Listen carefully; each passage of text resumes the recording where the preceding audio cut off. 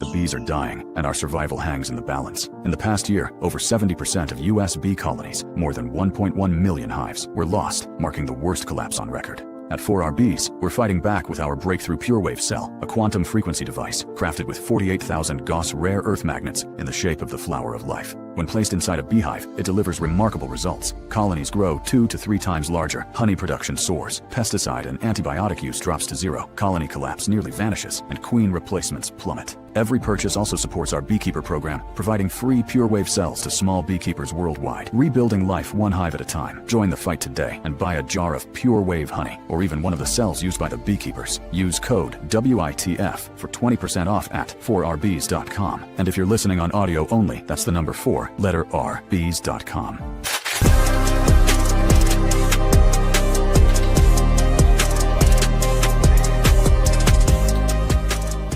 Where in the Folk is not and should not be viewed as a news source. Any names, places, or likenesses mentioned are purely fictional, and any information discussed is purely speculative. Guest opinions are their own and do not reflect those of anyone else. Where in the Folk is not responsible for content accuracy of any stories that are told or what people do with these stories. This show is vulgar, sometimes graphic, and due to its content, it should not be viewed by anyone actually.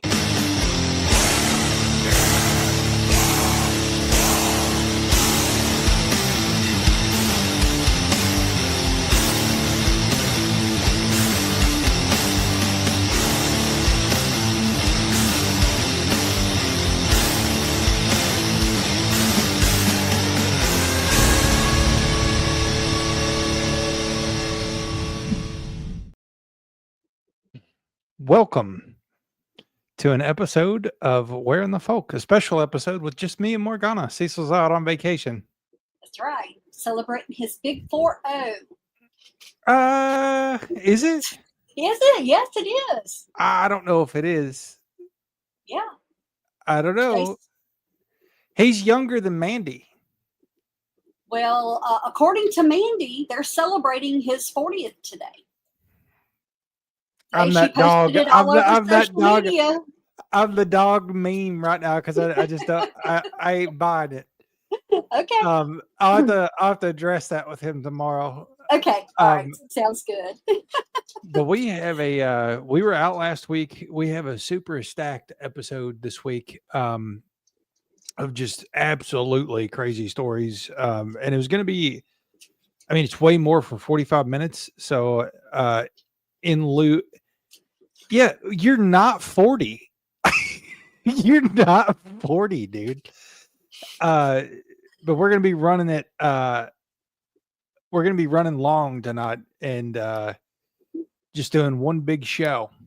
Yep. We're practicing. We're practicing for the new format.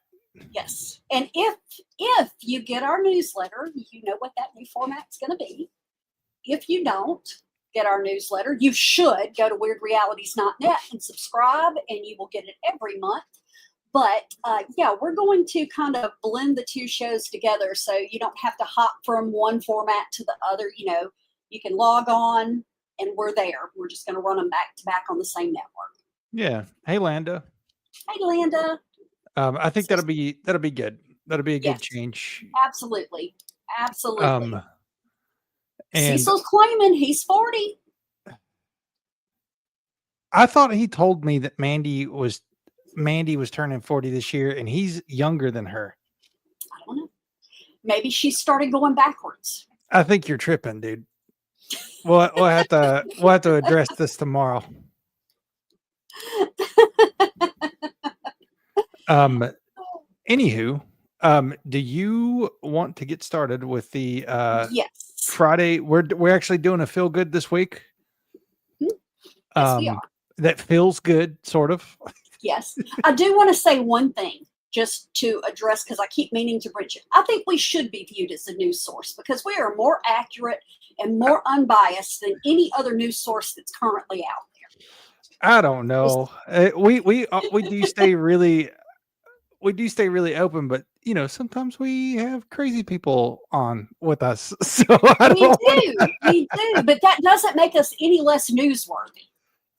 Like tomorrow, for instance, we're going to have a very controversial figure on the show. We are indeed.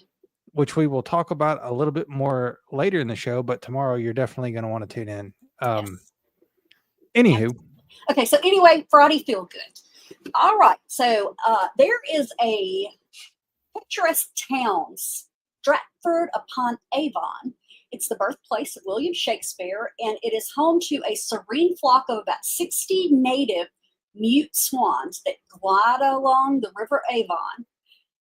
An unexpected intruder arrived around Christmas last year. His name was Reggie. He's a striking black swan whose glossy ebony feathers and bright red bill made him an instant celebrity among the locals and tourists alike. At first, Reggie charmed the community. People traveled from afar to snap photos of the rare visitor who stood out dramatically against the white swans. He even eclipsed Shakespeare's fame and social media buzz. Nicknamed Mr. Terminator by the town's veteran swan warden, Cecil Bennis, Reggie quickly revealed a feisty side, hissing at passersby, occasionally nipping at tourists who got too close, and he turned the gentle riverside into a scene of mild avian drama. But Reggie's antics escalated over 9 months, transforming him from local darling to public menace. He aggressively bullied the mute swans, attempting to drown a pair by holding their heads underwater and disrupting nesting sites by driving away a resident male swan and its signet to claim the female for himself. Bennis, a former mayor with over 45 years of swan keeping experience, described Reggie as engaging in unwanted hanky-panky and causing enormous trouble, prompting intervention after consultation with the Queen's official swan marker, David Barber. On October 1st of 2025, Bennis captured the belligerent bird in a daring riverside tussle, complete with Reggie walloping him left, right, and center, and bagged him for transport. He is now exiled some 150 miles away to the Dawlish Waterfowl Center in Devon, where he awaits a new life among fellow black swans, where Bennis quips he'll wonder why he ever even bothered with Stratford's antisocial reputation. Well, at least they didn't just, take it out. You know what I mean? Exactly. I think it was cool that they relocated him. And I think it's cool that, that is such a newsworthy thing. It's a feel good, because like I said, it just goes to show you there's drama everywhere. Even with the swans. If that's your news, like if you're having that slow of a news day to where you got to talk about Reggie the Swan. Right. That's it. What is it? Okay. So he is old. He is younger then. So that is true. At least Cecil is somewhat honest. He's 28 days older than Mandy is. Oh, well, that's not what he says. Then he's not honest. No. Something's going on here. He's been laying a line on you for years, trying to make you think Mandy was older. That could be it. That could absolutely be it. All right. So you want to jump into, let's see if you and I can run video without Cecil. We can do that. You want to try these rising energy bills? Well, that actually isn't a video. Okay. Let me get this open and we'll scroll it. I saw this post and I don't know who this person is. Just full disclosure, this could be an absolute crazy person, but the post actually made sense. Let me share it here.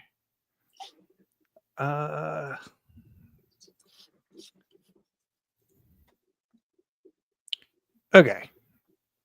So the post reads, has your electricity bill doubled this year? That's not climate change. It's actually Wall Street.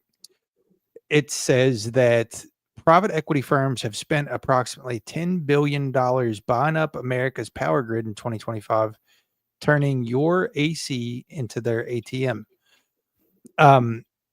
So he backs it up with stats here. So apparently Brookfield Asset Management alone grabbed 510 megawatts of solar, hydro, and assets and national grid renewables. Every acquisition that happens with private equity equals higher rates for the end user. And PE or private equity controlled areas saw a 7% spike just in 2024, double what they said was the inflation rate. He goes on to say the timing wasn't coincidental. 255 million Americans roasted under heat domes in 2025. Electricity demand has spiked 14%. But instead of preparing infrastructure, these firms slashed maintenance budgets by 20% to boost returns. And then he's kind of underscoring each thing, like your black. Obviously, he does have a bias here. Your blackouts equal their bonuses. Engineered scarcity.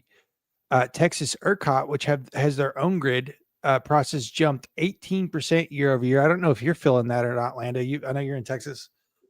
And wholesale rates hit the roof with residential bills going up 15 to 18 cents per kilowatt.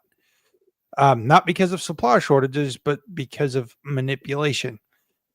And you factor into this stuff all of the data centers. When you, hey, Larry, you have to wish him a happy birthday tomorrow, Larry. He's not here. He's just talking shit in the comments right now. So he may see this, but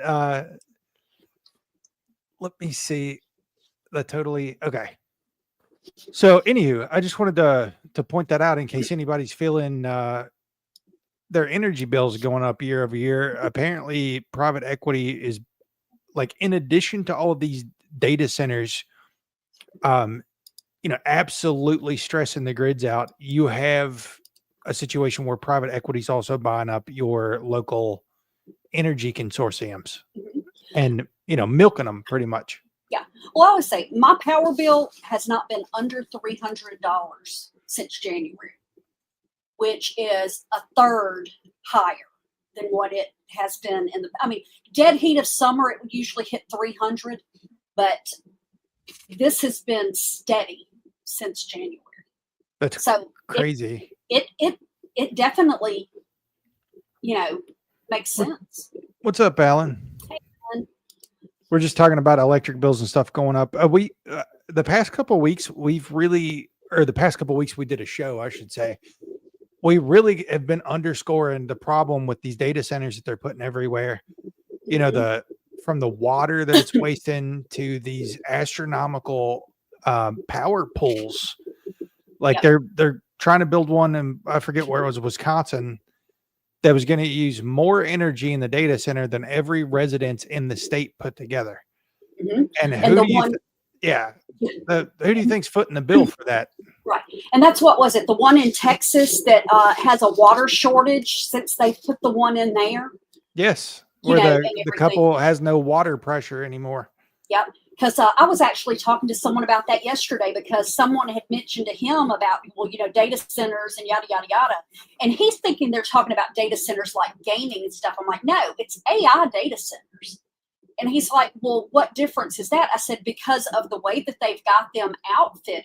I said, they're making sure they've got everything they're going to need without having to expand in the future. Therefore, they're using up all these local resources and taking them away from the communities they're supposed to be in there helping. That's the whole way that a lot of them get these, because a lot of times, even down here, if they want to do something like that, they'll put it on the ballot and say, okay, what do y'all think? And each side has their opportunity to say, okay, here's what we're going to do for you. And then the other side was, here's what's going to cause a problem. And it's always, we're going to bring jobs. We're going to bring this. We're going to bring that. But they don't tell you we're going to use up all the water so you have no pressure. Exactly. And by this time, it's voted in. The ambient heat. Yes. They've measured, like, you talk about global warming.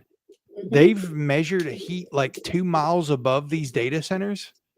Yep. And there is a significant change in the heat signatures for miles above these places. Yep. And guess what? Every climate activist, every climate watchdog group, absolutely crickets on this right now. Mm-hmm. Everybody's spinning it as a positive. Even like green companies are spinning artificial intelligence as this positive thing. Right. When See, really, that's why we should be called news. Because we're talking about it. But it's just insane. it's It it's really only conspiracy theorists are talking about this right now. Mhm. But Uh, it's always a conspiracy until it gets proven true. True, that's You know, absolutely true. yeah. Um, So, but but it's just terrible what they're doing. mhm, yeah. And like I Um, said, if it's putting that kind of heat, like I said, it's going to affect the surrounding area, which means your power bills are going to go up more because you're not going to be able to cool it off. So right. people don't realize that if you've got it set on 68, it's going to run until it hits 68, which means it's never going to shut off. And that means your power bill is going to be steady rising because it never gets a break. Yep, exactly. All right, off my high horse. Um, So, we get a lot of news tonight, Landa. yes. I had to spend a lot of time putting this together because we just been out. So we're trying to hit everything tonight that we haven't got to hit, and we've got some crazy videos. Don't allow you to watch it. That's crazy. That is insane. I want to show later. Yeah, there you go. Yeah. So, And there are places you can't capture rainwater. so for all of the audio only listeners, one of our regular viewers, Larry, says that there's so many areas that don't even allow you to wash your car at home because of this sort of thing, because of how Mhm. much it's impacting stuff. Yes. Yep. Absolutely. And that's the thing that gets me, like I said, about the capturing rainwater and stuff. There are times of the year that I could probably keep everything watered, animals, crops, the whole 9 yards, just with rainwater. Then I have a drought for another 3 months. But there are places in the South, and I'm sure other places too, that it's illegal to capture rainwater. And Yep, bullshit because that's absolutely true. it's heaven given, so it should be mine. Stephen made a good comment. He said that AI will reduce carbon, but people are made of carbon. That is right. So That is we're exactly right. gonna have a Terminator situation. Yeah, yeah. That's why Let me you have to see. say thank you to your AI. So, okay, I think I'm just gonna start going down the list. I'm Yeah, gonna try that's not fine. to skip around. No, you hit one and I'll hit the next one. How about that? Okay, that sounds good. The thing is legal. Yeah, but mosquitoes kind of breed wherever there's water. So I mean, maybe that's the loophole, Landa, is they say you can't have rain buckets or whatever because it's gonna breed mosquitoes or what have you. Mhm. Yep. But There's anywho, always a loophole.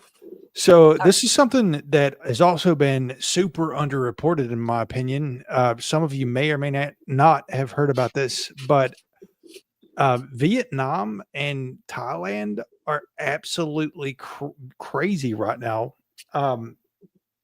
So the Vietnam State Bank launched a massive purge of its banking system, permanently closing or freezing over 86 million bank accounts.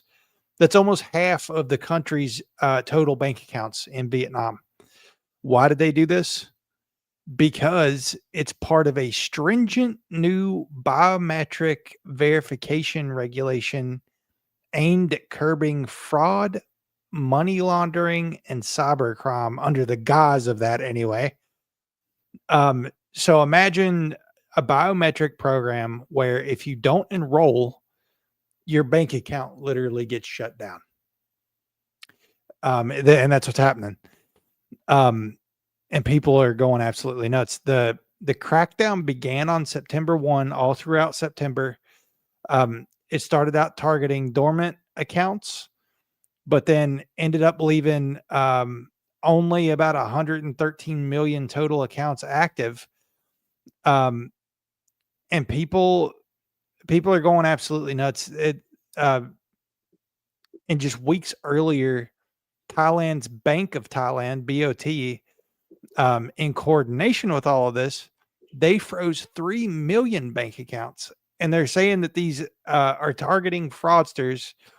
But then when you start to look at videos and commentary from inside these countries, they're like, they literally shut down my bank account because I won't enroll into these biometric programs.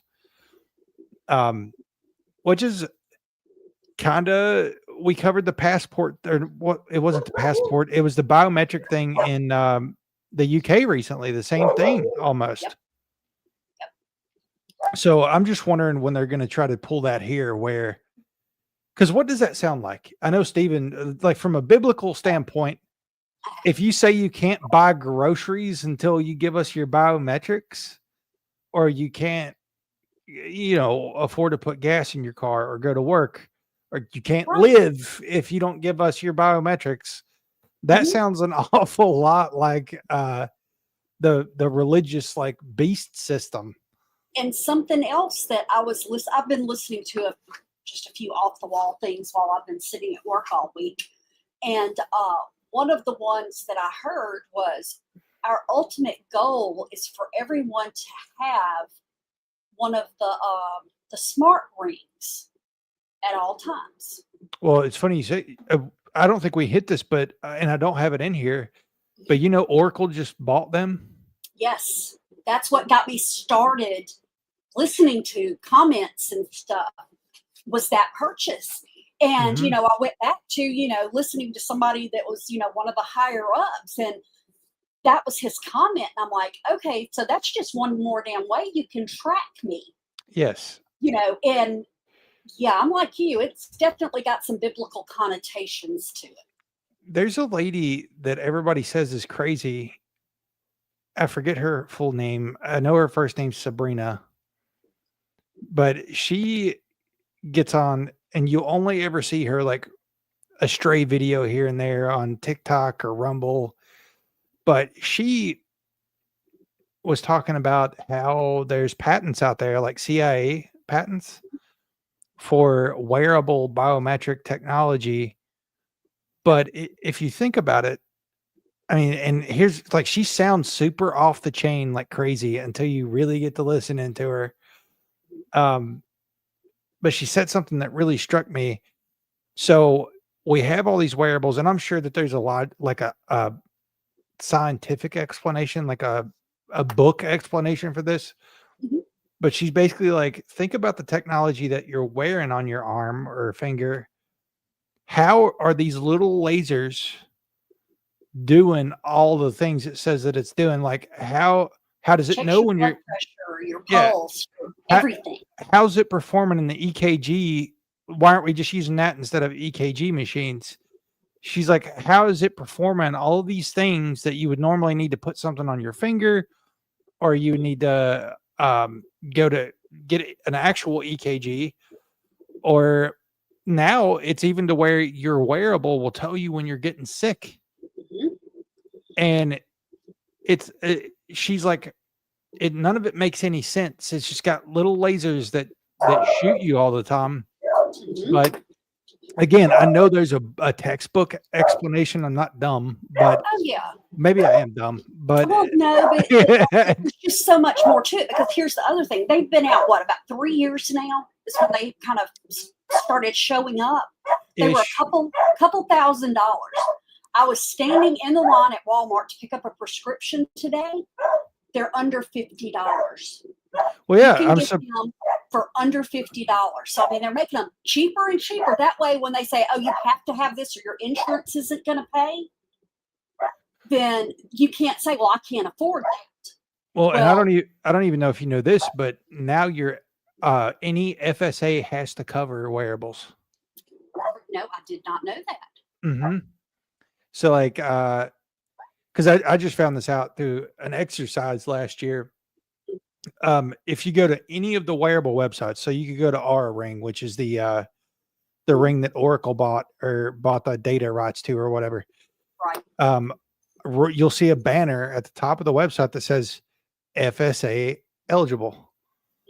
So it's almost like it's like the same playbook over and over again. They make it free. Yeah. And this is a personal conspiracy of mine. I think Obama phones were a part of the tracking matrix system, because it's like they lasted for 10 years. Yeah, you're just giving phones to people and then tracking their metadata. and listening or whatever else you wanted to do. Watching. I mean, because like I said, it's amazing how many times you and I have been having a conversation, not necessarily even on here, but on the phone. And then I get on my computer an hour later and stuff we've talked about is showing up as recommendations. Yeah. So, call it conspiracy or not, but the proof is there. Yeah. I'll take that. I always take it a step further. I see things that I've only thought about. Yes, absolutely. And that is terrifying. And it starts to make me question people like Sabrina, like maybe she's not crazy. Right. But I mean, if you listen to her, she like your first take, you're like, okay, she's absolutely insane, like off the chain crazy. I'll try to figure out her last name because I said, I'll only ever see clips. She must be very banned for saying crazy stuff. So, okay, you mentioned, I think, that you watched The Institute. Yes. Okay, so that one character that everybody thought was crazy, and then all of a sudden she's no longer. Yes. Yeah. I'll think about stuff like that. I'm like, how often does this actually happen? Because it does. Yes, it absolutely does. Like I said, it may sound like it's off in left field and, she needs to be in an institution, but then all of a sudden, this person who's been sober for 20 years gets drunk and dies of alcohol poisoning, So, and it wasn't even the liquor that she was addicted to or whatever. Exactly. So, So, like I said, off our stuff a little bit, but not really. Not really. So we've got the UK, Vietnam, and Thailand that are all moving to block your money unless you submit to these biometric markers and all this stuff. It's just crazy. I think if they tried to do that here, there'd be a big problem. Like I think they know that too. That's why they've given us all of this stuff to kind of cage ourselves, the phones and everything else, everything listens. Your refrigerator listens to you now. Right. I have that turned off on mine, but I still think it listens. Yeah, I don't think you can turn. I don't think you can turn any of it. Turn it off. But like I said, when I say turn it off, I figure it just quit sending the notifications to my phone. To you, yes. Yeah. So, all right. So moving on. East Palestine, Ohio. It's been 2 years since the Norfolk Southern train derailment in East Palestine, Ohio, which spilled thousands of gallons of toxic chemicals like vinyl chloride and butyl acrylate. Huge fire and forced thousands of people to evacuate. People are still grappling with lingering contamination and health fears. The EPA and Norfolk Southern have completed much of the on-site cleanup, including removing over 167,000 tons of contaminated soil. That is a lot of damn soil. And 39 million gallons of tainted water, low levels of chemicals such as, and I'm going to kill this word, 2-butoxylethanol. That's good enough, right? Yeah. Persists in areas east of the derailment site. As of early 2025, targeted soil excavations and ongoing groundwater monitoring through the end of the year are addressing these remnants with no widespread evidence of offsite contamination beyond the creek sediments. But the Howard Center for Investigative Journalism Analysis revealed that hazardous material trains, including those carrying the same things involved in this disaster, still pass through this town at least twice a week, averaging 10 hazmat-laden trains daily. Yep. Raising alarms about the risk of a recurrence. Well, I'm not convinced that it's fixed either. Oh, no.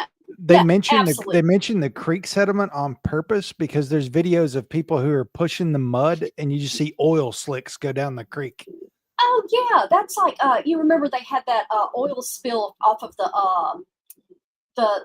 offshore rig in the Gulf 10, 12 years ago. A year and a half, 2 years ago, they were still getting globs of oil up. And I do realize there's always some seepage, but we never saw it before. Exactly. That is something I never saw on the beach, and I've been here since 2000, no, 98. I've been down here since 98. And until that oil spill, I never saw oil blobs on our beaches. Yeah, So I don't think fines are enough. Like these companies just get to pay a fine and be absolved of it, and there should be like decision makers, like the person that decided to set the train on fire to resolve the problem. right. That person should be in jail, like Yeah. that for environmental crimes, like Mhm. like an arsonist, Right. like because that was one of the poorest decisions in probably contamination history, like Chernobyl level. So why would you take something that's already contaminated your water and your dirt and then put it in your sky too? Yeah, Because yeah, I agree with you. That doesn't even make any sense. that just But underscored that they don't care for me. no, But you would think they would well, at least care about their own families, well, maybe not. of course. It's kind of like, when somebody decides, oh, let's go to war. They're not sending their kids over there. They're sending mine and yours. Yes. So like I said, yeah, it's easy to make these crazy decisions when it's never going to affect you or yours. Yes. So again, you should let us take over and run things. For a week. Just 1 week. I think we can get rid of all of the contamination from the top down, and by contamination, I'm talking about people, not things, because people are the root of most of the problems. Accidents happen. I totally get that. But when they continually happen, because like I said, yeah, they got what, 1.7 billion in derailment related costs. Yeah. But how much have they made? And think about, like, there's a lot of money that's going toward covering even the remnants up. They're probably paying all these independent groups like, hey, like a wink and a nod, like we need clear scores when you go in and we'll give you an extra $1 million. Exactly. Like a handshake. But I've seen interviews of locals where they're actually out in the creeks, they're playing in the water, and you see oil slicks and chemical slicks going down the creek. People are still complaining of respiratory problems. And there's not a doubt in my mind that in 10 years, you're going to start seeing cancer pop up.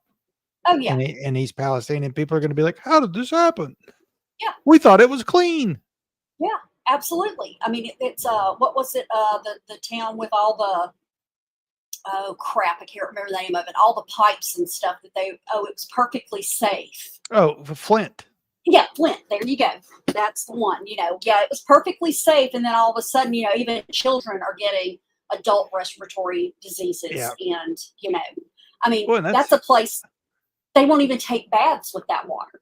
And that just goes to show you, because these events have spanned many different presidents, many different political affiliations. But when they're all taking money under the table from the same people, the same lobby groups, it really doesn't matter. And that's why, like, nothing's ever fixed. That's why we're, nobody's giving us money. Like who's funding the new pops in Flint? You know what I mean? Like we can't even lobby our own tax money to do that. Yeah. Or we can't vote to have our tax money go to East Palestine to, support people who get cancer from this. Yes. Like every cancer case that pops up in East Palestine should be covered by the government because they did this, like regardless. Oh yeah. Well, I mean, it's also like with the whole,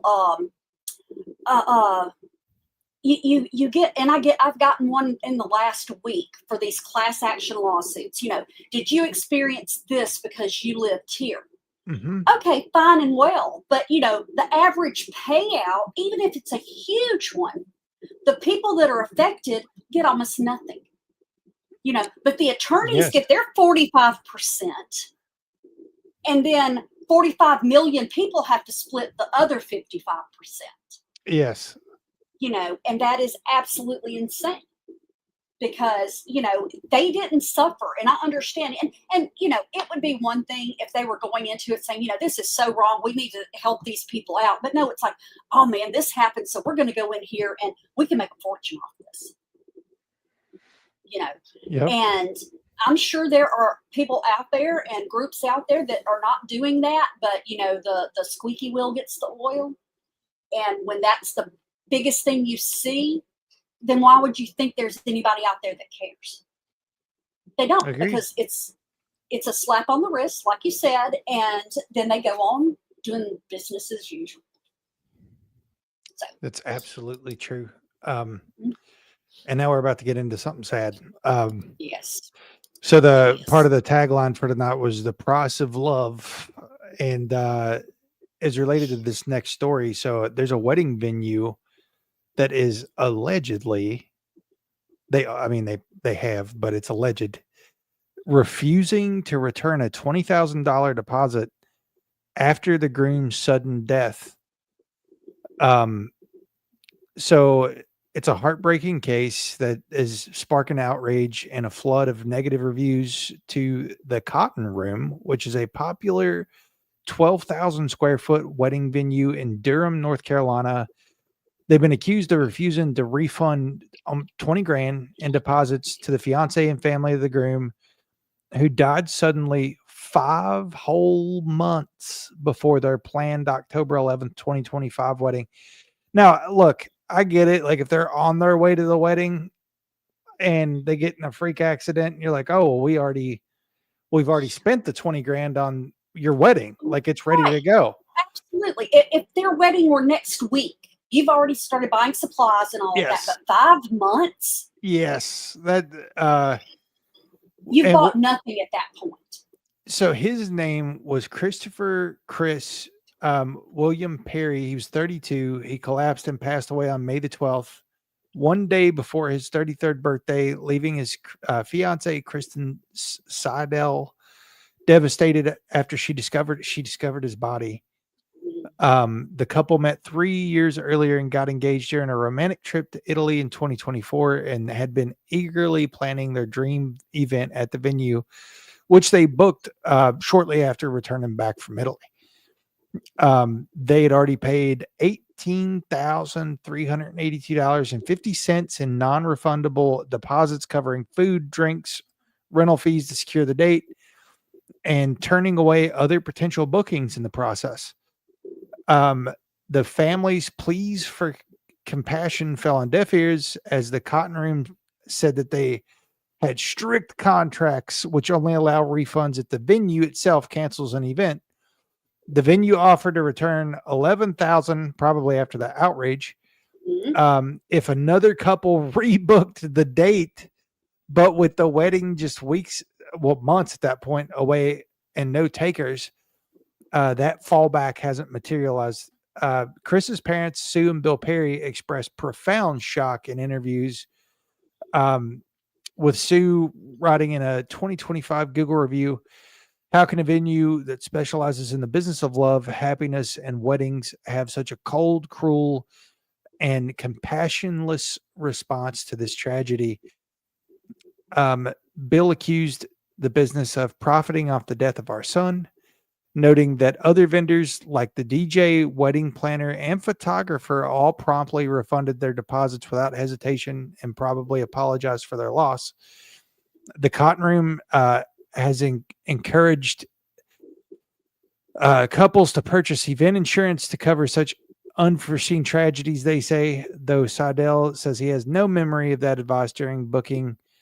And honestly, like, death should not be involved in that anyway. But in response to the backlash, the venue issued a statement emphasizing the deposit's role in reserving the space exclusively for over a year. But critics argue that in cases of death, basic humanity should override policies, pointing to other venues which explicitly includes death and deployment clauses for full refunds. And as of late September, I haven't heard an update on this one, the family continues to fight for the money, but this place, it's up in smoke with reviews right now anyway. As you can imagine, it's absolutely horrible. I can't believe it. Yeah, like I said, there should be, like I said, because it's not like he planned his death. This was totally unexpected. And I get that it had been reserved. But the thing about it is, if they had 5 months left, they could have advertised, hey, are you looking for a last minute venue? We've got an opening. Yeah. What did they do to help facilitate finding another, party? And from my understanding is they didn't do anything. It's just like, hey, if somebody comes along, we'll take care of it. Otherwise, oh well. Yeah, and just like you're not going to give, essentially a widow money to cover the funeral for her dead husband. Mm-hmm. Like that money probably needs to be used for funeral expenses and not wedding expenses at this point. Right. And you would have to just be that's just a no bueno for a business owner too. Think about that. Yeah. You as a business owner, you would have to be the biggest POS on the planet to be doing that. Yeah. Oh yeah. And like I said, I've seen situations where there was a cancellation due to the couple breaking up. Okay, I understand that, because like I said, that's a totally different situation. You knew going in you had all of this coming up. But like I said, in a death, I agree. It should be a total no-brainer, and just knowing that they did the right thing would bring them in more business than they lost. Yeah, for sure. Way more. Yeah, because as much as people are giving them hell now, they would have praised them. Let me see. It was what I say. It was called the Cotton Room. Yep. I'm just checking Google. Yep. All right. So I'm going to start on this other one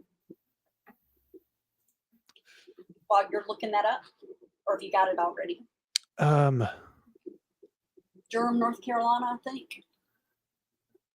Yeah, as of 4 days ago, they're still, because the wedding was supposed to be this month. So as of 4 days ago, they still haven't refunded. Wow. Well, shame on them. Like I said, instant karma's a mother. So, sadly, it could cost them to the point where, 20,000 probably wasn't that big of a deal. Yeah, they must have their reviews and stuff turned off because there's not any new reviews and it's holding fast at 4.6. And how people are. Like they would totally be. Yeah. And I promise you, Google has not removed them because we got a bad review from an employee that was fired for passing out on drugs on the job. And I contested it. They went in, they reviewed it, and as soon as they were done and decided there was really nothing wrong with the review, they put it back on there. So, they I don't see how they're keeping 4.6 unless it's strictly because people aren't able to get to it. Here's one 2 days ago. Heartless venue refuses to refund $18,000 deposit following Groom's death. Mm-hmm. So they're still at it. Okay, cool. And I would say if they did have a Facebook, they probably have taken their Facebook and social media and stuff down. Oh yeah. Oh, I'm sure. So, like I said, that's really terrible. I hate it for them, and I hope they do end up getting it resolved. Yeah. In the right way. Yep. So, all right. So your receipts are secretly killing you, Tully. It's always the things that you don't think about that need to be regulated that aren't regulated at all. Yes. Because when I first read the headline, I'm thinking, well, yeah, last time I bought groceries, it damn near gave me a heart attack. Yeah, it's killing more than just your wallet. Yes, it is. Should have said. Yes, it is. So recent research has spotlighted a concerning health risk tied to everyday shopping. The thermal paper used in store receipts often contains high levels of bisphenol S, BPS, a synthetic chemical that's absorbed through the skin during brief handling.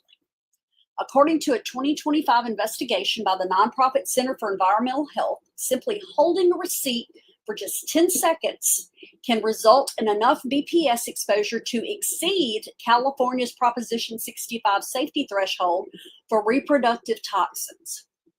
So BPS is a structural analog to the notorious BPA. bisphenol A, BPA, yeah, which was phased out,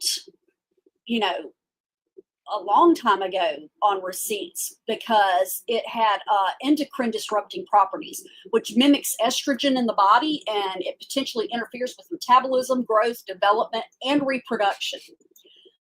Studies confirm that BPS transfers readily from the glossy heat-sensitive paper to skin, with absorption rates amplified by factors like hand sanitizers or lotions that enhance the permeability. So the CEH's testing of receipts from over 30 major U.S.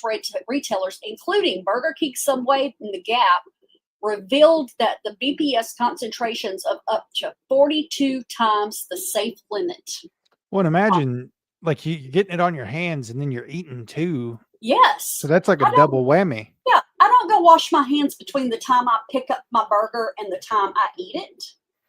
Or even if you do, you would still be like undoing your food and pulling the receipt out. Like exactly. 99% of the time they're putting the receipt in the bag. Yes. So even if you just washed your hands, you're touching the receipt out of the bag, getting your food and eating it after you've just touched the receipt. Right. And 10 seconds is probably about how long minimum it takes to do all of that. Yeah. And so, the thing about it is it also disproportionately affects cashiers and frequent handlers who are going to be facing cumulative exposure equivalent to hundreds of receipts a day. But even casual shoppers are not immune, especially pregnant individuals or those with developing children, where BPS has been linked to cognitive impairments, reduced sperm counts, and heightened cancer risks. And how many times have we talked about, the fact that young men have lower testosterone than old men? I know, as a 60-year-old man today has more testosterone than a 16 to 20-year-old. Exactly. And it's because of stuff like this. It's because, Yes. Paired with the food and everything else. Well, and you've got Jonathan Martin. He's a toxicologist, and he, says that absorption isn't truly instantaneous, and that brief touches pose lower risks. But it's still, a shellnet. But for especially a cashier, yeah, absolutely. You're handling it all the time, like all day, every day. Right. Because in a fast food restaurant, even if I tell them I don't need a receipt, it still comes out. They have to tear it off and trash it. Yep. A service station, some of them, if they ask you, do you want your receipt? You say no, then, theirs is, they have to hit a button. But in fast food, that's not the case. Right. I mean, so, and like I said, another thing too, that like I said, you can try to make it sound a little better than it is. A 3-year-old that picks it up off the table is going to have thinner skin, a smaller bloodstream, so it's going to get in there and move around a hell of a lot quicker than it is on most adults. Mm-hmm. Kids are more susceptible, like with their blood-brain barrier and everything is more vulnerable.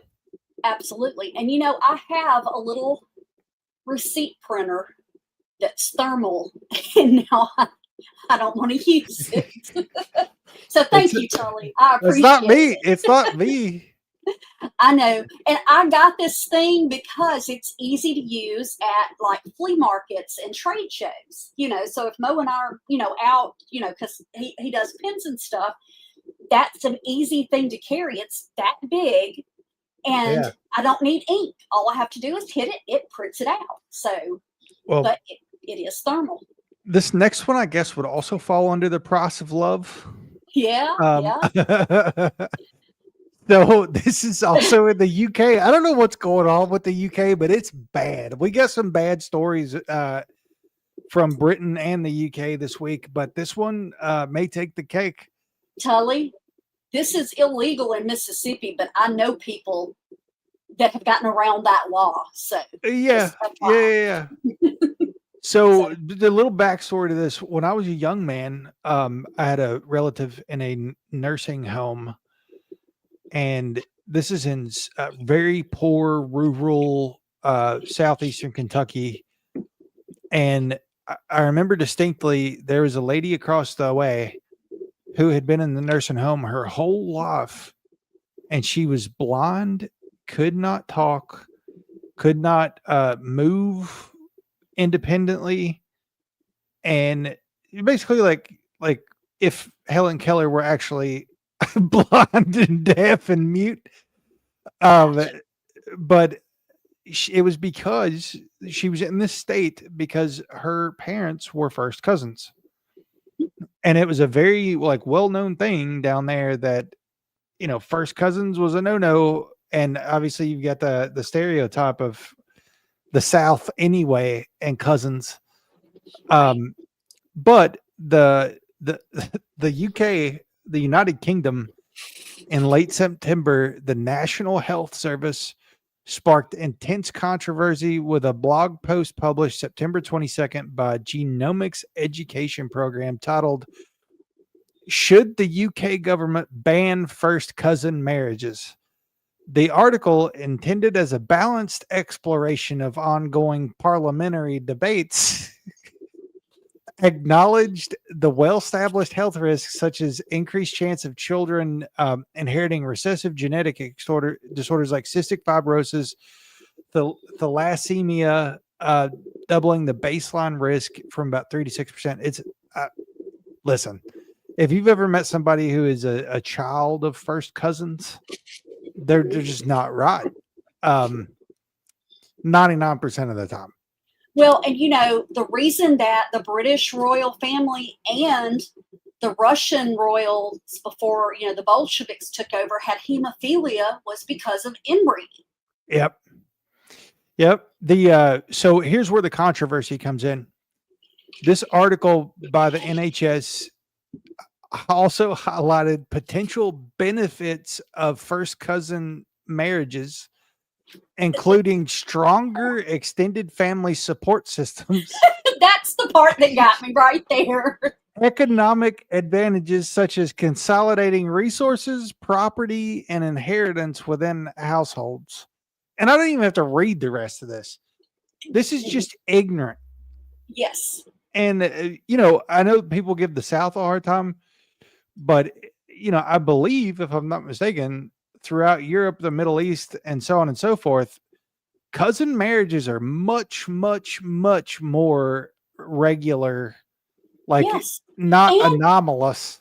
they're legal. They're, like I said, Mississippi has a bad reputation. Some deserved, some not. But at least it is illegal here. So I don't want to hear any Kentucky or Mississippi jokes. That's right.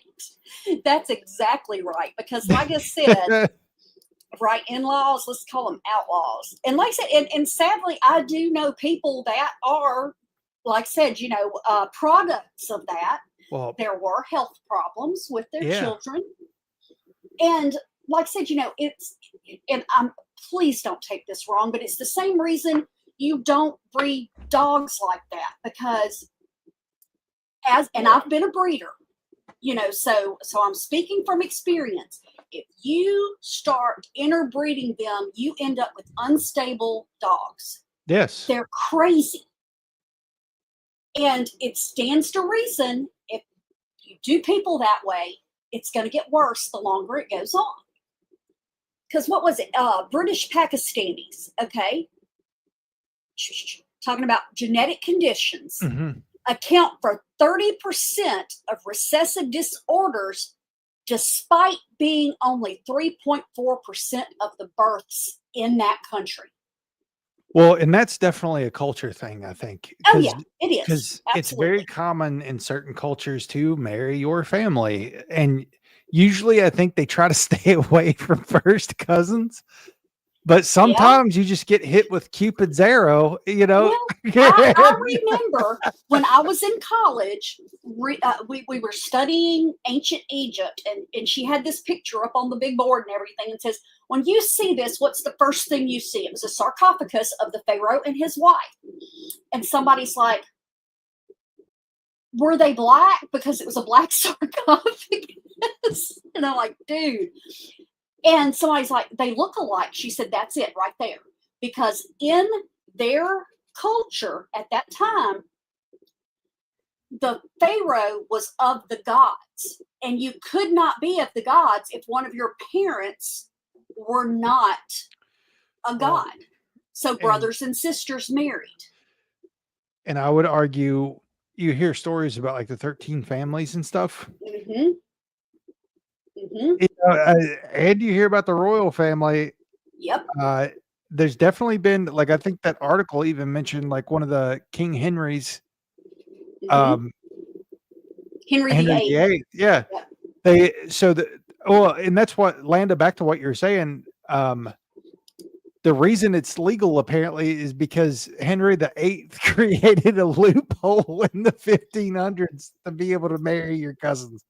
Yes, because he did marry one of his cousins, and the Catholic Church tried to stop it. And, because he was, the king, he's also the reason that they broke with the Catholic Church. So He couldn't help when Cupid was was shooting his arrows. oh, he was crazy. See, he's proof that you should not inbreed. I mean, like I said, I get it. Sometimes, I don't have a cousin one that I've ever looked at and thought, damn,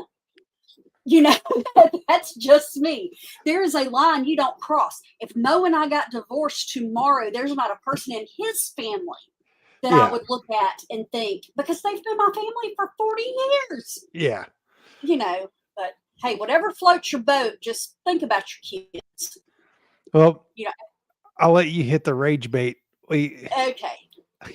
Yeah, because this one ticked me off. So Live Nation CEO says that concert tickets are underpriced. And I want to start this by saying the last concert I went to was the Cult, Bush, and Stone Temple Pilots. The tickets were $20, and this was 5 years ago. Oh my God. Yeah, you're not going to a concert. I don't care if it's like Cecil playing the bagpipe. You're not going to a concert for less than $200 these days. Look. For like two people. Like I said, the tickets, the starting price on tickets was $20 because it was an outdoor arena. Well, by the time Ticketmaster got done, my tickets were $60 a piece. Which is 3 times what the actual printed price for the tickets was. And you can bypass some of those charges if you go directly to the venue and buy your tickets. But if you're coming out of town, you're not going to come to town 6 months in advance and go buy tickets. But anyway, So in a recent CNBC and Boardroom Game Plan conference on September the 17th, the Live Nation Entertainment CEO, Michael Rapino, defended rising concert ticket prices by claiming that tickets remain underpriced compared to other entertainment options, sparking widespread backlash from fans, artists, and critics amidst ongoing antitrust scrutiny of his company. Rapino, whose net worth exceeds $997 million. Nice. Yeah, and who earned $139 million in compensation in 2022, argued that the average ticket cost just $72, far below the price of a single Lakers game ticket for a season of 80 events. No. Okay, $72 plus another $50 in processing fees that they charge. If you're lucky. Per if person. If you're lucky, that's all it's going to cost. We got Stephen in the bullpen. Yes. Hey, Stephen. Hey, guys. Happy Friday. Happy Friday. Yes, it is. We finally made it. All right. So, he Oh, Lord. I love it. We're in the Halloween spirit. My kind of fella right there. Yeah. That's awesome. He's been waiting. He's been wanting to show that off. No, that's awesome. I love it. Love it. So, and so like I said, he says, it's below the price of a Lakers game ticket, but that's a season ticket for 80 games, And then he pointed to the booming demand as evidence of untapped potential. He quipped that music has long been underappreciated, contrasting it with sports fans who proudly dropped $70,000 on courtside Knicks seats, and noted that even at $800 for Beyonce tickets, he faces pushback. This is not his first stance. I heard of people paying like over $1,200 per ticket to see Taylor Swift. Yes. Well, I follow Josh Johnson. He's a comedian. He's from Louisiana. That's why I started watching him. So funny. But he just recently, in the last probably 3 or 4 months, started going on The Daily Show. I mean, he's actually been picked up by, one of the network shows. Okay. And on his Facebook and his TikTok, he posts what his venues are and what his ticket prices are, and says, do not fall for, these companies trying to sell them to you for triple this. This is what I'm charging. So you know what they should be costing you. Because scalpers get out there and do their thing, and then, like you say, you've got all of these charges by, Rapino and other people like that, throw their stuff in there. So like I said, it's going to double to triple your ticket price just from the processing fees. Yeah. Yeah. The processing fees are insane. Like, even though you're Yes. paying, it should be illegal for people to charge a processing fee for digital payment anyway. Yes. And I lied to you. That was not the last ticket. The last one I went to was Joe Bonamassa. And those tickets were $100 a piece for the cheap tickets. Now, this was in a casino auditorium. The cheap tickets, you can see him, and he's just as clear as day because they are very small arenas. But like I said, they started at $100, and I bought mine at the venue because it's where I live.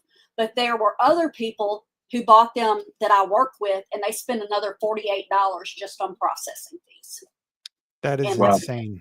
Yeah. So, and then he comes back with, he told investors that 75% of tickets are under $100 and over half are below $50. And that is incredibly affordable. Mm-hmm. But then, so it's $50. Well, like I said, right, like we found a concert that was under $50 a ticket, and for the two of us, after processing fees, it was over $200. Mm-hmm. Really? Wow. Yeah, like that's why I was saying that. Like, you can't go to a concert anymore for less than $200 for two people. $100 a person.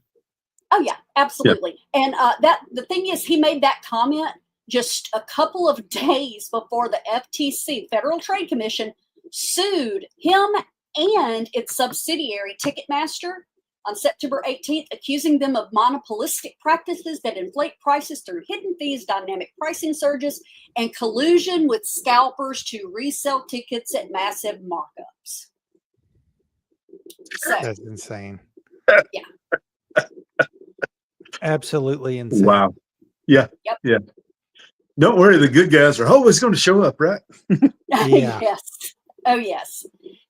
And that's like I said, one of my coworkers the other day, his wife is a huge Heart fan, and I saw that they were going to be here in February, and he goes, well, I saw that too, but I thought it was one of those cover bands. I didn't think it was them. So Really? I went to their website, and I'm like, no, actually it is them. And he goes, oh, good, I'll let her know. I'm like, but before you do that, the tickets start at $254. Really? Yes. That's nuts. And that's without processing fees. That is the ticket price. He goes, okay, thank you for letting me know, because I'm not going to say a word to her about this concert. No. That's why I figured I would tell you, because like I said, she's retired, so she doesn't see all the stuff we get through the shop. Because like I said, we do a lot of printing for casinos and for, local venues and stuff like that. And like I said, $254. I love Heart. I'm not paying that to go see them. Right. I mean, yeah, they're really, really good. But wow, that's a lot of money. Yes, it is. Yes, it is. If two of you go, that's way more than a car note. Oh, yeah. I mean, that's crazy. Yeah. So thank you for letting me have the rage bait. I appreciate it. I was sure raging. Yeah. Well, we're halfway through the show, so I guess I got to plug the show tomorrow. Yes. we're actually going to be doing 2 shows tomorrow. One show is going to be from 5:30 to 6:30, and then we're having a second show from 8 to 9, probably 8 to whenever, I'll say. Talking about the first show. And the reason for that is tomorrow we are going to be we're having a guest, and his name is, you may know it, it's Joe Exotic, and he's the Tiger King for those of you that aren't familiar. We're going to be kicking off the show at 5:30, and Joe is going to be calling us live from prison tomorrow at 6. And we're going to be talking about the state of his case. We're going to be talking about the state of his potential pardon, probably among many other things, to be honest. Joe's kind of let just go. Yeah. So we're going to talk to Joe. We'll probably talk to Joe from 6 to 6. So for 5 to 5:30, we're going to be pre-showing, or I'm sorry, 5:30 to 6. We're going to be pre-showing Eastern. Then from 6 to 6:30, we'll be talking to Joe. And then we're going to pick back up at 8 Eastern Joe has like 600. Please say that tomorrow, Landa. Yes.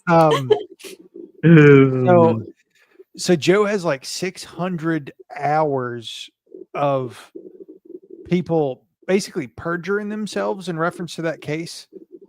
And, if you go back and watch the show again with a fresh set of eyes, it does seem like that he was honeypotted into that whole situation so that some individuals could get off the hook for trouble that they were in.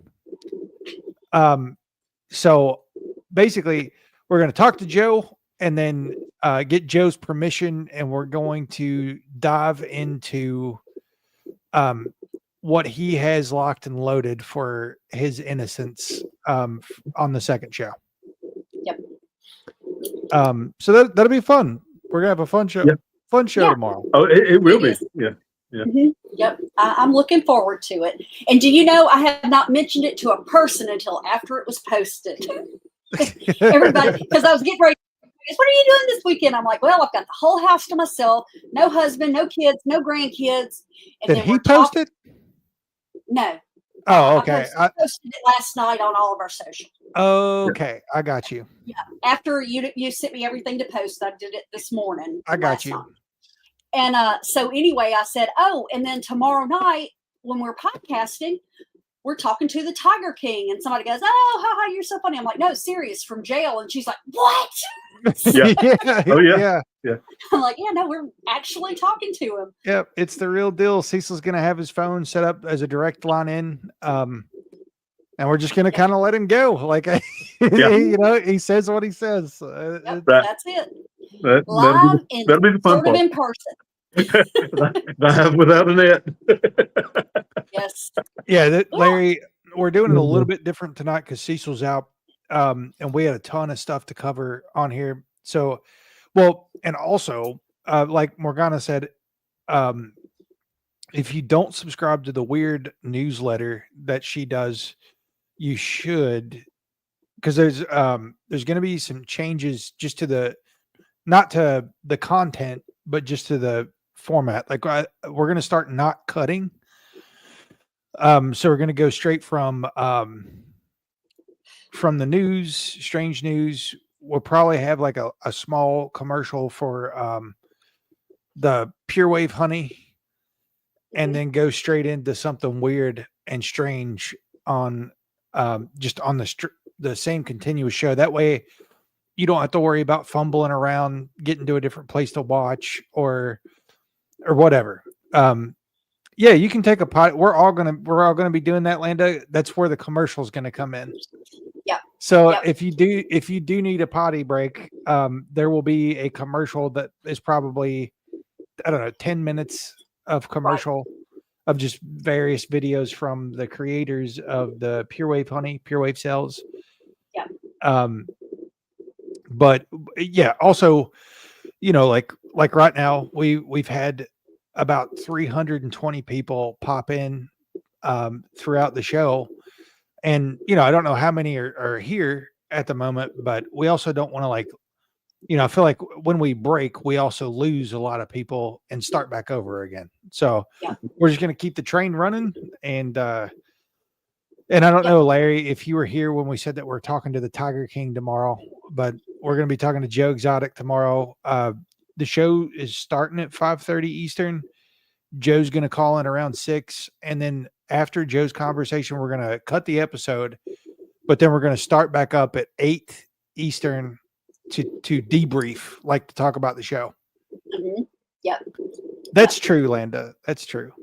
That's very true. And like I said, it makes it a little bit easier as far as, being able to put out, the promos and everything. We've got them all there together and everything. We just trying to make it as easy for everybody as possible. Like I said, nothing's changed. I mean, we're still doing weird realities and all that fun stuff, but just trying to make it a little more seamless on Friday nights.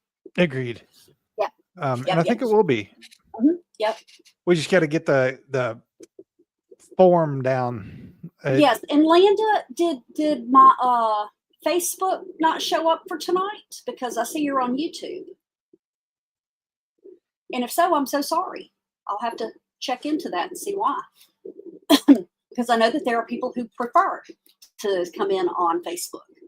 Are you, when you do that, are you sharing it into the weird stream too? Like the weird group? Okay. Yep. But now the thing is too, though, like I said, the actual post that comes from StreamYard goes to my personal one. And I always put, view us here. So I got you. I something with mine. We're only staying directly on mine until we have our 60 days for Wearing the Folk, and then we'll start, posting it there and then sharing it to to Weird Realities. I got you. Okay. Cool. Okay, cool. Well, I know that StreamYard only shows some places, but it says that we don't have we haven't had anybody pop in on Facebook. Okay. So I don't know. Which I get this notification that says, while streaming to a profile, viewer comments won't show up unless the stream is public on Facebook. By default, it is friends only. So I don't know if that means anything to you. It doesn't mean anything to me. That's been fixed. That's been fixed. Yeah, it comes up every week. But yeah, like I said, I mean, I just realized we do not have anybody showing from Facebook. I got you. Well, no worries. We'll keep streaming there, and if somebody wants to watch, if somebody wants to watch, they can watch. No, you don't have to. You don't have to go there, Landa. No. I just, like I said, wanted to make sure you had access because I know you prefer going there. It impacts us in no way where you watch from. Like, that's right. Absolutely no way. You can watch us from 6 different places at once if you want to. Mm-hmm. I don't recommend that because they're not all in sync, and if you're as OCD as I am, it will drive you insane. Yeah. But yeah, and that's part of the reason too. We've tried doing one of the combo ones a couple of times just to kind of see what's what we need to work on. Well, yeah. All right, so father. Okay, so there's a father of a murdered daughter that was raging, and it looked like he was in court, like in a hearing this week. Mm-hmm. You don't have to trade for Rumble, Landa. So to preface the video that we're going to play, so in the early hours of May the 3rd, 22-year-old Logan Frederico, a vibrant college student from Waxhaw, North Carolina, was fatally shot in the chest during a brutal home invasion at a rental home in Columbia's Old Shannon neighborhood near the University of South Carolina campus. She was an aspiring teacher, worked 2 jobs, adored children and animals, and was killed senselessly, like executed in cold blood before the person fled and used her stolen debit card at a nearby store. Police swiftly identified and arrested Alexander Devontae Dickey, a career criminal And I'm not going to say anymore because I really want to let the dad kind of speak for himself. His testimony on this was that's the reason I put it in here. Honestly, it was just it's very emotional, but I think that if everybody could see what kind of pain this man's going through, maybe it'll help stop some of this. Hopefully, Yeah. So I'm just going to let it rip. University of South Carolina. How many of y'all have kids? I'm just curious. Here's what I need you to do. When I tell you this story, think about your kids.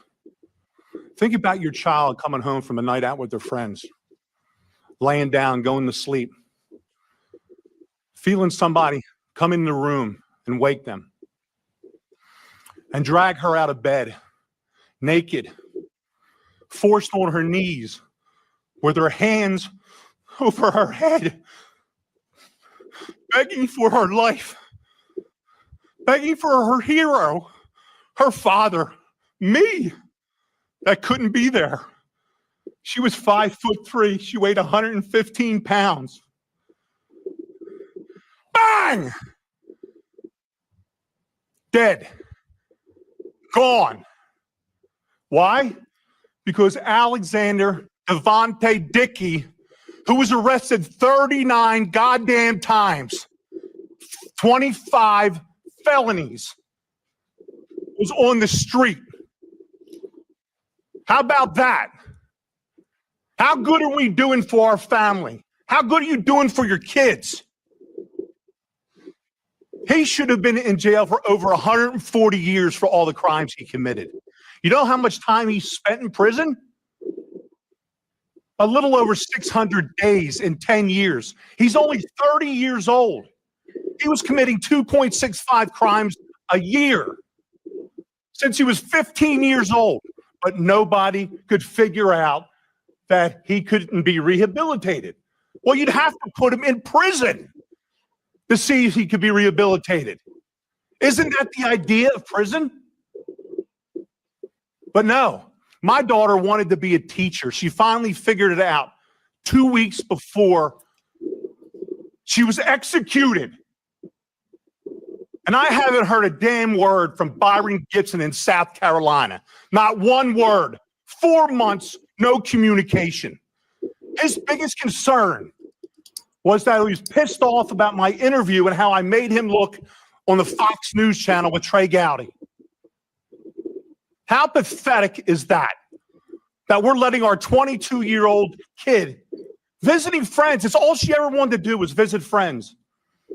And she literally was executed while on her knees begging for her life. Her name's Logan Federico. Not It's rough. Yeah, it is.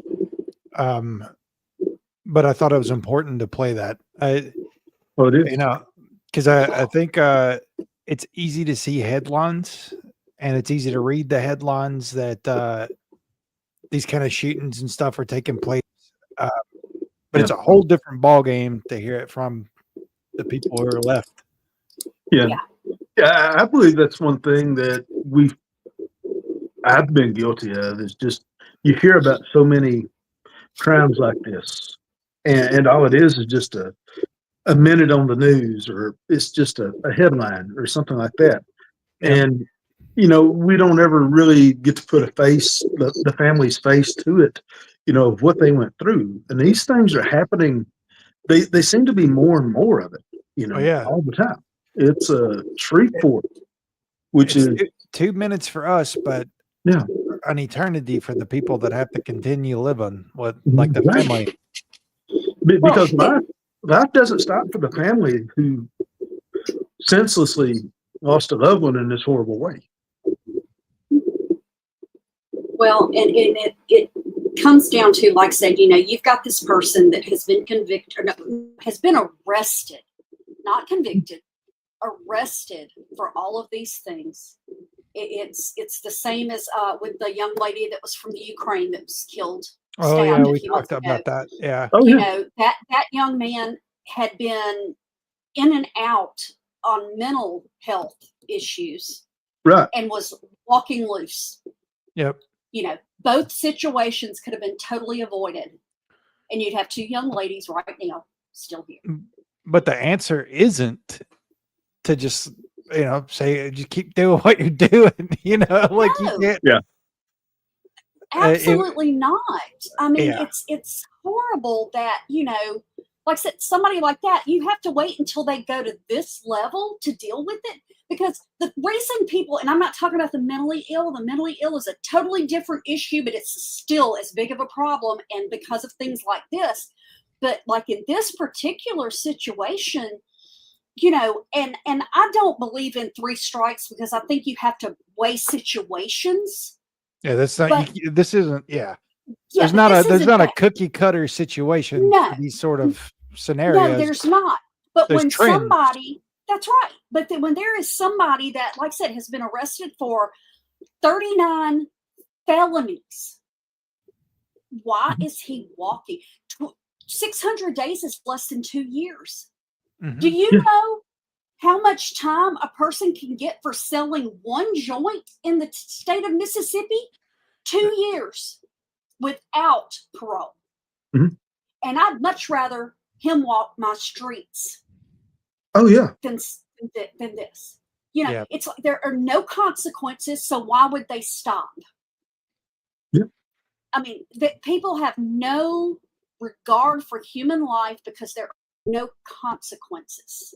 Right. That's true. That's absolutely true. But I had a friend. I'm sorry. Go ahead. No, go ahead. Go ahead. I had a friend, and this has been 25, 30 years ago, that was murdered. And it was premeditated. His girlfriend's brother came in the house. He slapped his sister. My friend got on his ass and sent him home. He went home, got a gun, came back and shot and killed him. They dropped the murder charges because when they arrested him, he had drugs on him. And at the time, crack cocaine was the big drug. And they could give him more time for the crack cocaine than they could for a cold-blooded murder. That's insane. That's like Yes, it complete is. backwards priorities. Yes. I mean, during that same time when this guy was going through court, a teenager got caught. He'd broken into like 4 houses and stolen like VCRs and stuff like that, which he should have been punished for. He got 60 years without parole For VCRs. for VCRs. 4 counts, 18 years old. And That's I'm like, I could live with him being loose, Yeah. But in what world do you get more time for crack than you do for murder? Yeah. It's this country, So there are a lot of things, like I said, the mental health system definitely needs an overhaul, but so does the penitentiary system. I mean, first off, I do not think that there should be private prisons, because if you've got, a quota to meet, you're going to put people in that don't deserve to be there. Right. For-profit prisons were a mistake to begin with. It was like Yes, private. It's like private equity.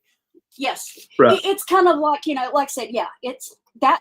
No, make it federal, make it the state's problem and then the federal government's problem. And I in no way endorse any kind of slavery, but Jesus Christ. no, there's a reason I'm leading with this, because at one time I would never have said this, because at one time this was totally abused. But Parchman, Mississippi is a working prison.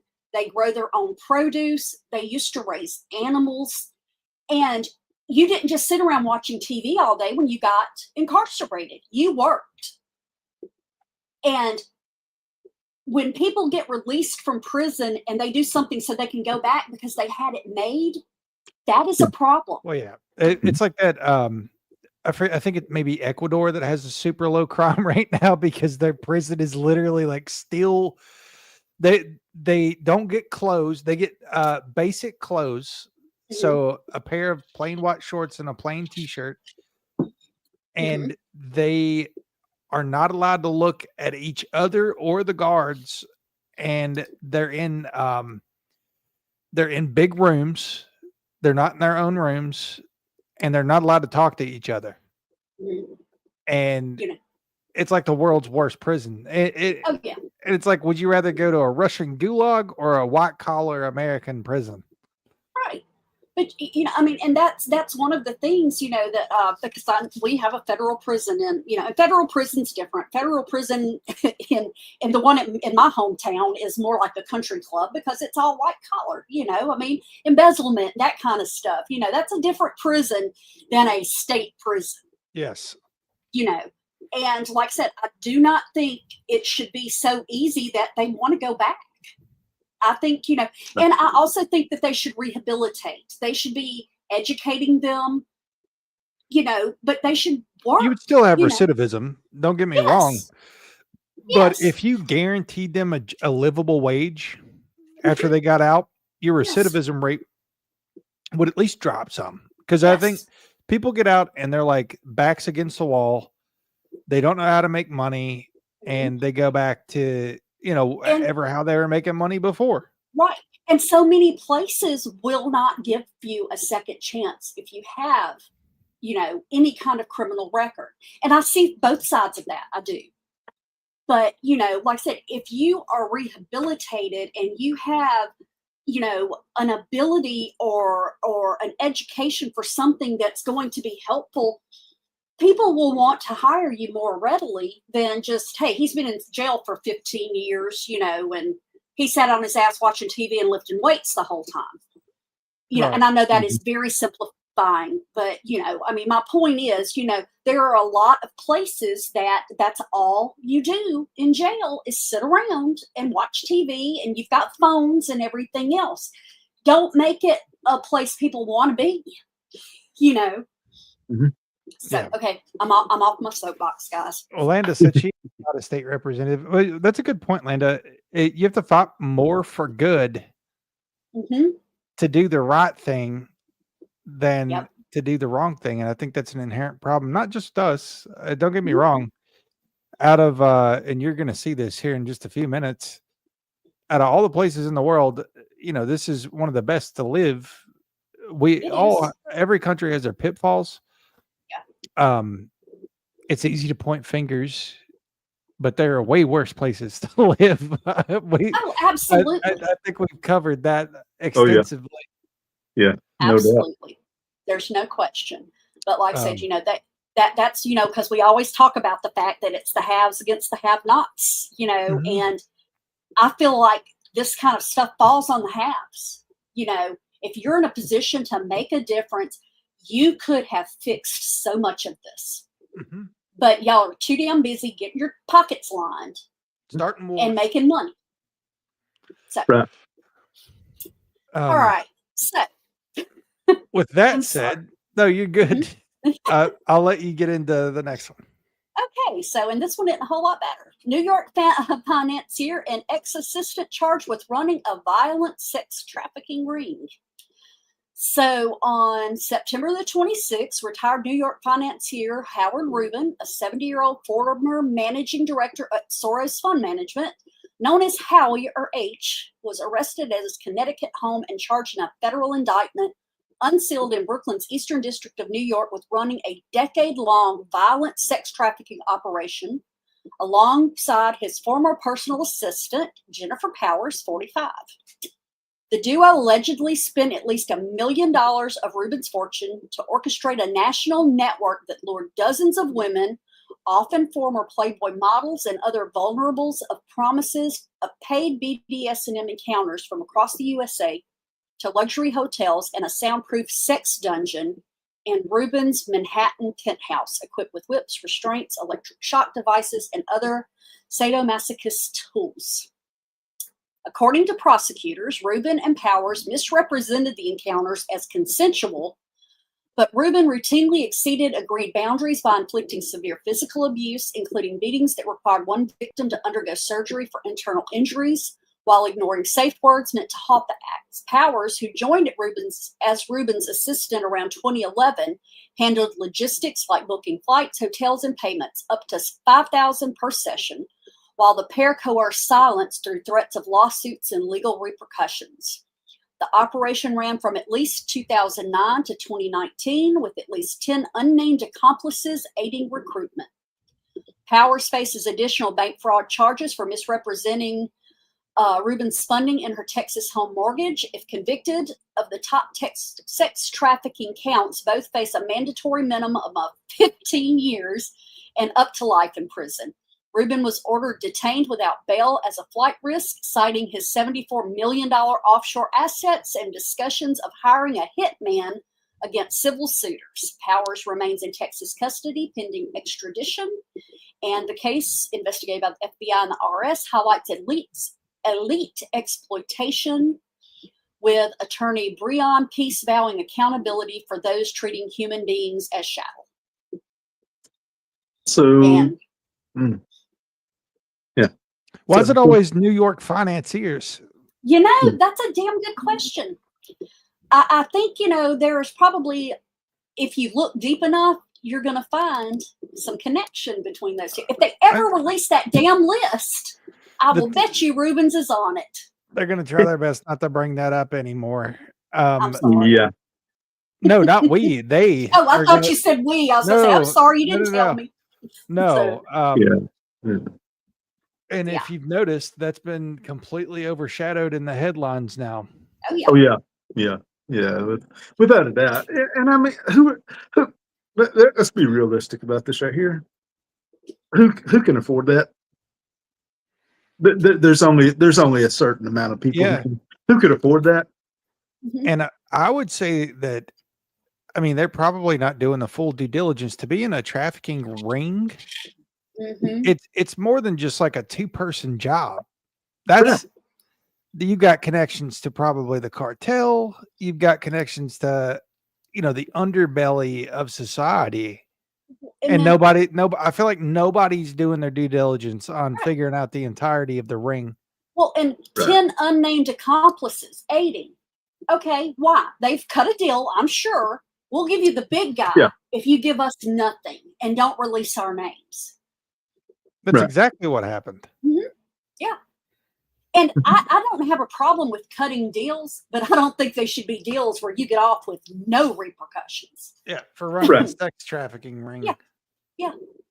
And, you know, and like I said, and just the couple of big ones that we've seen, how many are we not seeing? I would imagine for the few that we're aware of, Mhm. there are probably at least double or triple that or more going on. Yeah. Well, and you know, when you think of a ring, you think of all of these people, but what about the ones where it's just 3 or 4? You know, there were a few years ago, there was a young lady that had been kidnapped and trafficked from the time she was like 8 years old until she was 15 or 16. She finally murdered her trafficker, and she's serving 20 years in prison. Right. That know, is nuts. And Yes. there's no way that's It's not that's right. justice. Let's see that right there is not justice at all. You know, No. there's no No. way it is. Yeah. You know, and like I said, there are other, you know, cases of miscarriage of justice, but you know, when you're talking about trafficking, I mean, what did they expect her just to stay? Or, you know, oh, well, you should have come to us. Well, what have you done for you? They had arrested the young lady for prostitution and then turned her back off. Right. You know, and why would she trust you? Right.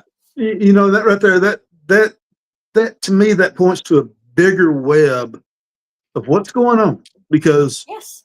you have people with power who are making decisions that affect the rest of her life. Mhm. And who are they protecting? Yeah. Not her. Yeah. No. So, And you know, and I've heard people make comments because, you know, the Diddy thing that went on, you know, and his ex-girlfriend testifying, they're like, oh, well, she was okay. Did you You see what got he's- to. He got What? charged today. Did he get charged? really? I mean, Uh, sentenced. He got sentenced. I'm sorry, yeah, sentenced to 4 years, and he's probably going to do half of that or less. Right. because He's a they celebrity, dropped so he's they gonna have dropped it all the made. trafficking charges. Yeah. Mhm. Yeah. So he's being charged with like too much lube or whatever. Like Yeah. Wow. And they wonder Yeah. why, and not just women, because I'm sorry, but this shit happens to men too. I mean, I know y'all don't like talking about it, but guys, it does, you know. But they wonder why people don't report. Right. Again, because what are you going to do for me? You know, and people need to understand what grooming is. If you take an 8-year-old little girl and subject her to this for 10 years, that's all she knows. You Yep. know, why would she try to run away? You have trained her that you control every aspect of her life. Right. You know, Yeah. It makes you wonder, on these connections, see, that's the thing, people like us, we don't have connections to power. We don't. right. That's the simple truth of it. We don't have connections to the people in America who actually control things. or to go buy a bunch of unregistered firearms with no Mhm. serial numbers. Mhm. Like we talked about that. Like this kind of stuff just happens, and nobody's asking the right questions or don't want to ask the right questions. Right. Exactly. Because you've got a handful of people that have all the power, and yes, you're right, Landa, that the law is out of its mind. There should be Right. exceptions. There Yeah. should be exceptions. Yeah. based on And the other thing that's been brought to light here recently is not all these people who we think are judges are actually judges. Some of these people are just magistrates. Mhm. They don't have the qualifications of an actual judge, but they've been appointed to that position as a magistrate to go ahead and make these decisions. Well, Yep. there you go. I mean, that's They can be you're paid gonna a lot gonna of them. yeah, you're going to put a yes man or a yes woman in that position if you're the one appointing the judge or the magistrate. Mhm. Yep. There's Absolutely. there's no doubt about it. Yeah. Republicans do it, Democrats do it. Oh They're yeah, all guilty of absolutely. it. It's across the board. Yeah. Across the board. I mean, there's no question. And I guess Because, like I said, go ahead. you could pick your poison. Like in other countries, people just get killed. Yes. Yeah. Like you know what I mean? Like Yeah. there's no yeah. sanctity of this process, and they get it on lockdown. It's going to take like a complete turnaround to fix all this. Oh Mhm. yes. Oh, Yeah, yes. Well, I can't believe that actually teachers that don't have a degree. That's absolutely insane. Yep. and I know that, like, in some, okay, because all right, guys, I have an art degree. I realize some people don't think that's a real degree, but I'm working in my field. Yeah. But I know that I had one college professor that did not have a degree, but she also had like 30 years of experience in what she was teaching. Yeah, but that is totally different because yes, there are definitely teachers out there without degrees. Imagine Cecil teaching your kids. Oh dear God. Like, But and this what will he be teaching them though? He's like, and this is how you draw the slip knot S. You can't say they wouldn't have a good time. He would be everybody's favorite teacher. Yeah. And But the favorite one. Yeah, but if he was teaching them how to play bass, I mean, he could be very qualified in that. So yeah, he would be like Jack Black in School of Rock. Way worse. Way worse. They mess up and he just starts cussing them out. Yes, it is a real degree. Thank you, Landa. Yeah, but you have more degrees than I have. And the thing is, I know people in my field that don't have degrees that make me look like a rank amateur. So, sometimes there are people who just have that innate talent. But it's like, okay, I had somebody argue me the other day that, well, it's just not fair that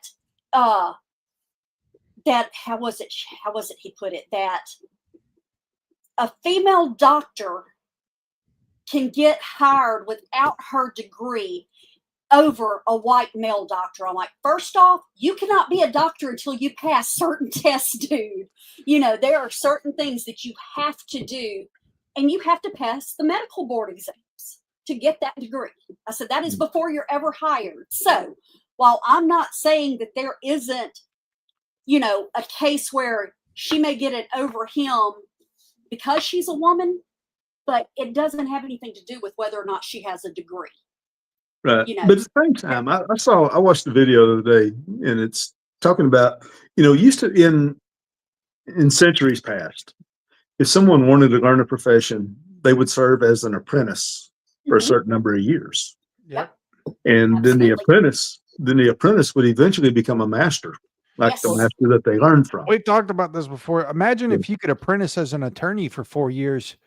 Yes. Are you going to get more experience apprenticing as under an attorney for those 4 years, or taking philosophy?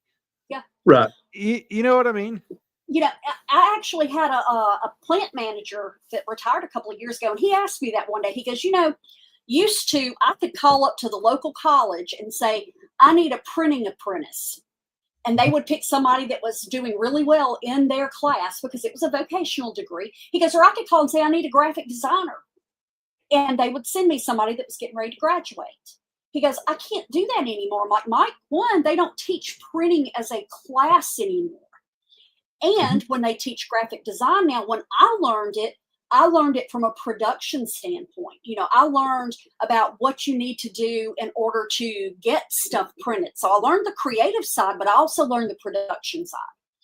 I said, now when we get somebody straight out of college, they've not been taught any of that. They've only been taught the artistic part of it. Yeah. Which, like I said, you've got to have that artistic talent to excel at it. But it made a huge difference, the people I hired 20 years ago compared to who I'm hiring now, because they're just not teaching them any of the old stuff that, like you say, you used to get an apprentice in that would learn through the ranks. And as they learned, they got paid more. And by the time they got to retirement age, they've got 3 people under them that they've trained Right. Exactly. that are moving up. And, there needs to be more emphasis and focus on VOTEC type things again, because people that do work are becoming harder to find. Right. And, it's with the medical field, I don't know. I mean, to me, a doctor, if somebody could apprentice underneath a doctor and go with that doctor for 6 years, every day, you learn from the doctor. That would be somebody that, that they had the dedication to do it.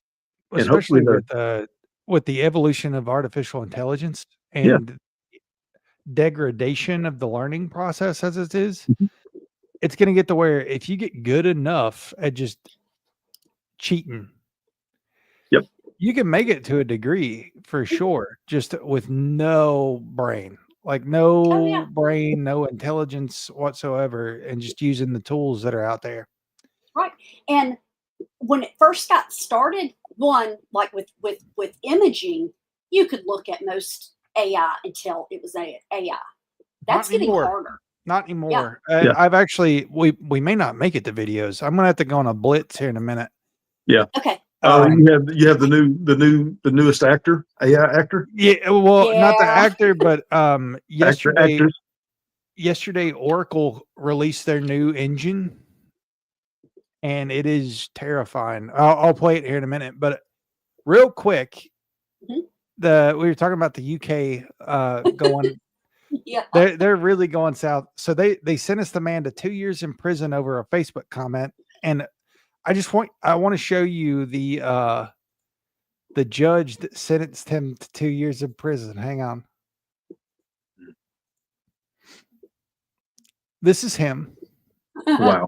And let me just questioning why you wrote, because they're over here, given life of Riley, off the tax us hard-working people earn when it could be put to better use. Come over here with no work visa, no trade to their name, and sit down and DOS. And then there's more people being put out homeless each year. They get top band priority on housing. You went on to say that you did not want your money going to immigrants who, quote, rape our kids and get priority, end quote. Although you said that you had no intention of carrying out any act of violence, there can be no doubt that you were inciting others to do so. Otherwise, why post the comment? You expressed. I think that's all you need to know. You know how many people I know that would be in prison over the stuff that they post every day? Oh God, I'm married to one Tons. because he likes to stir up shit. I mean, that's his MO, is to see who he can piss off. You know, everybody, at least here, is entitled to their own opinion. Like what he said, don't like what he said. Does he deserve jail? No.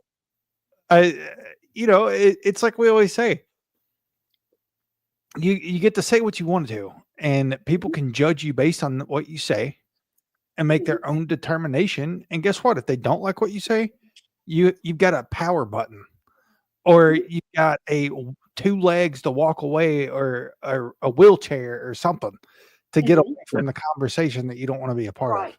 Yeah. Well, and here's the thing. Like I said, do I agree with Jackass? No, not at all. You know, Half of the weird crew. yeah, there you go. That's it. They would all Alan be in prison. Gamboa would be first in line. You're going to jail. But you know, and that's the thing. Like I said, do I agree with what dude posted? No, I don't. But like I said, I know how to move on. But if somebody read that and said, "Oh wow, good, I'm going to go kill immigrants because of this," that's on them. Exactly.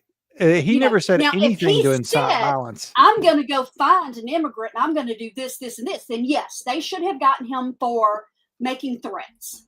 Yes. You know, if you make threats to a group online, you should be accountable. That's different. That's different.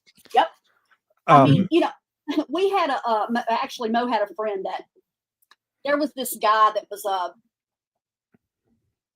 you know, he was a pedophile. And he had posted something on social media. And instead of reporting it, she shared it with all of her friends and said, "See, these are the kind of crappy people we have online." They shut down her account. And I don't mean they shut it down temporarily. They wiped it. That's crazy. And I'm like, okay. I said, let's be fair. Why didn't she just report him? Then maybe they could have arrested the guy or, you know, had him charged with something.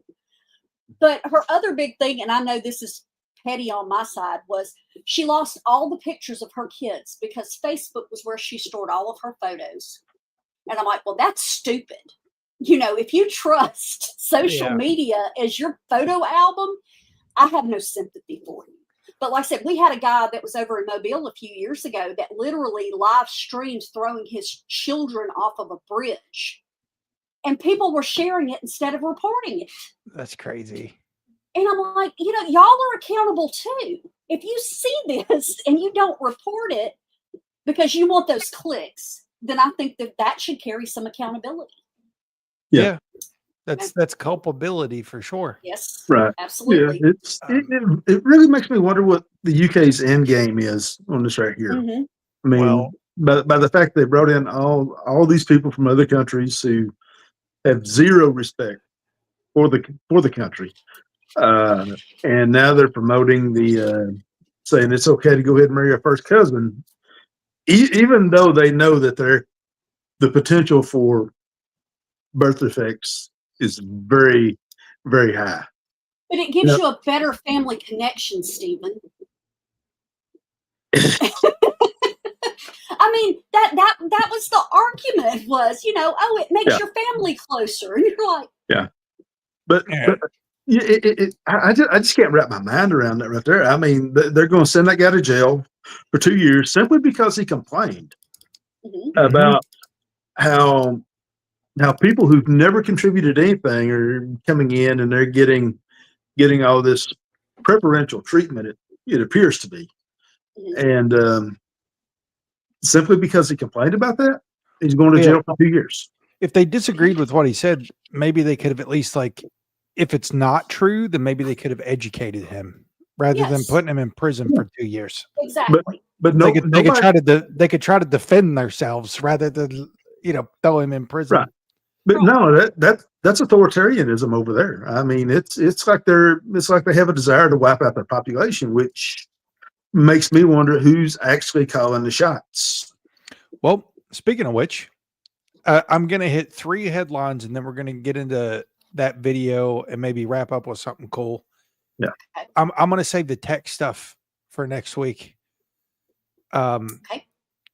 So 3 things that are related. I'm just going to hit the headlines.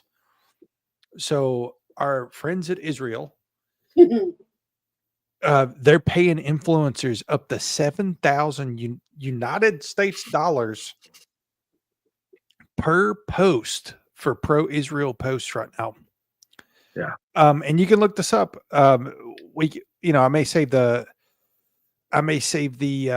articles so that we can get into the whole thing later. But according to U.S. Department of Justice filings under the Foreign Agents Registration Act, the campaign has a $900,000 budget and was running from June to November of this year. So that's not speculation at all.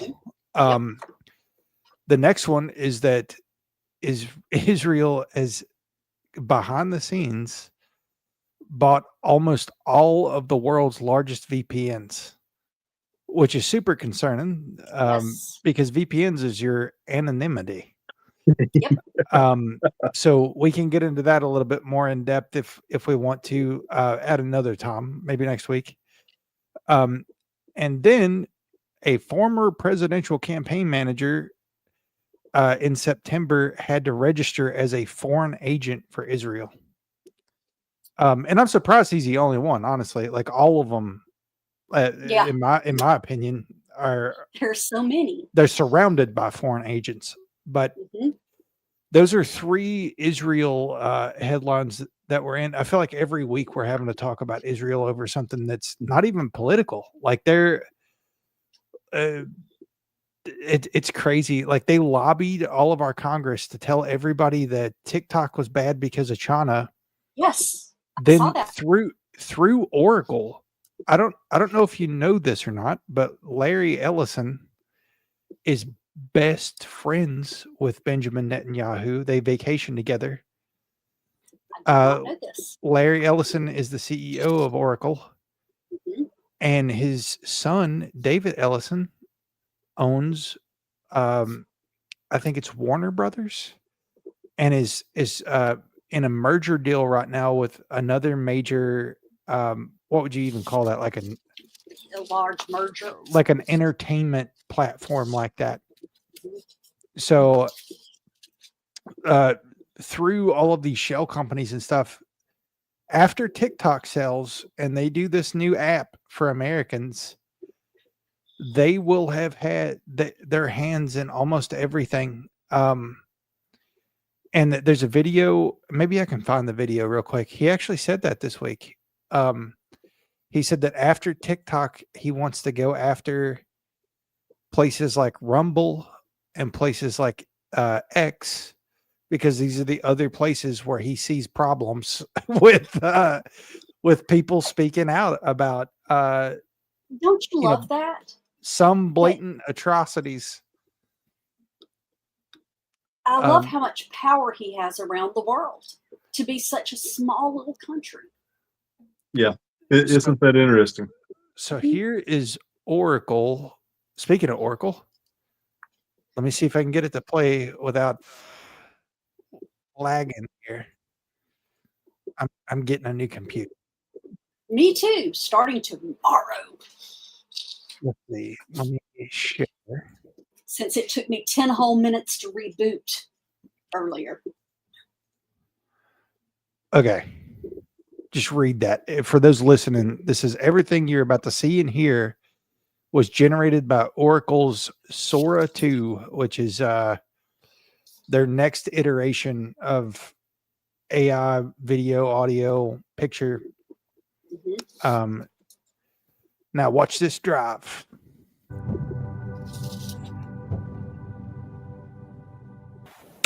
1 year ago, Sora 1 redefined what was possible with moving images. Today, we're announcing the Sora app, powered by the all-new Sora 2. It's the most powerful imagination engine ever built. And it's packed with new features.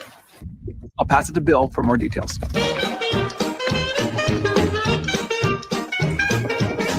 Now every video comes with sound.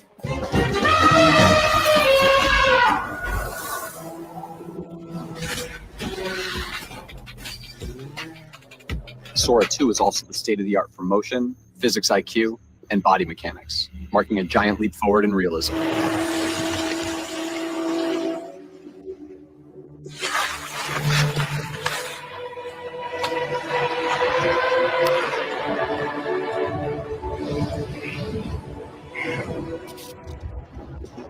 And we're introducing Cameo, giving you the power to step into any world or scene and letting your friends cast you in theirs.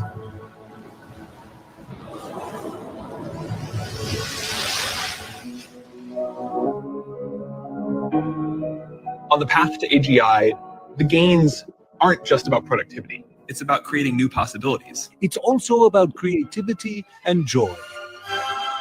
1, 2, 3, 4.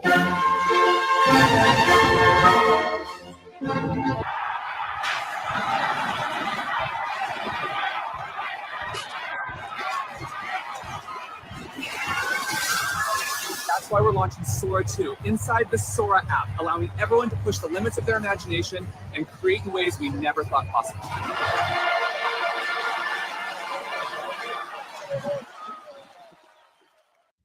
Tell me that ain't what nightmares are dreamed out of. Wow. That is So literally, there's some of those that are indistinguishable from. Yes. And that is why those data centers take the energy and the power and everything that they do, because it's not anywhere close to what cloud networking is. It has surpassed it to so many degrees. Well, similar to the rant that I went on earlier about the biometric technology, the Mhm. wearables. Yeah. Has anybody ever stopped and thought, think about how many YouTube videos get uploaded every day? Mhm. Think, like, my computer fills up when I try to render one video. Mhm. If there's billions of videos being uploaded every day to YouTube, and YouTube's not charging you for housing these videos, where does it all go? I right by all of my calculations, between YouTube and all the other video apps, there would have to be a data center like as big as a country to host all the quantity of data that's out there since 2005 or whenever YouTube started. Mhm. Like, you're talking about 20 years of trillions of videos, and where's it all stored? Right. Well, do you know, and you probably do know this, but 3 months ago, I think, Facebook cut it down to where they would only house your videos for 30 days on That's lives. probably why, yeah. Mhm. Exactly. Exactly. Because I went through and made sure I had downloaded all of the Weird Awakenings videos, but, because I was missing a couple. And it was because they said, okay, you've got until this date to download it, and we're purging all of it. So, Okay. about once a month, I get an email from them saying, hey, we're fixing to purge everything from here to here. Y'all got So- time for a couple more? Sure. This is also artificial intelligence. I'm assuming it's the man in the bottom that's controlling this avatar, but there's AI avatars now Mhm. that people are making money off of by going live. So it'd be like if somebody was controlling us and we were all just basically holograms. You know what I mean? Mhm. Yep. Check this out. I don't think we need audio. So this dude is controlling her, is what I'm saying. Right.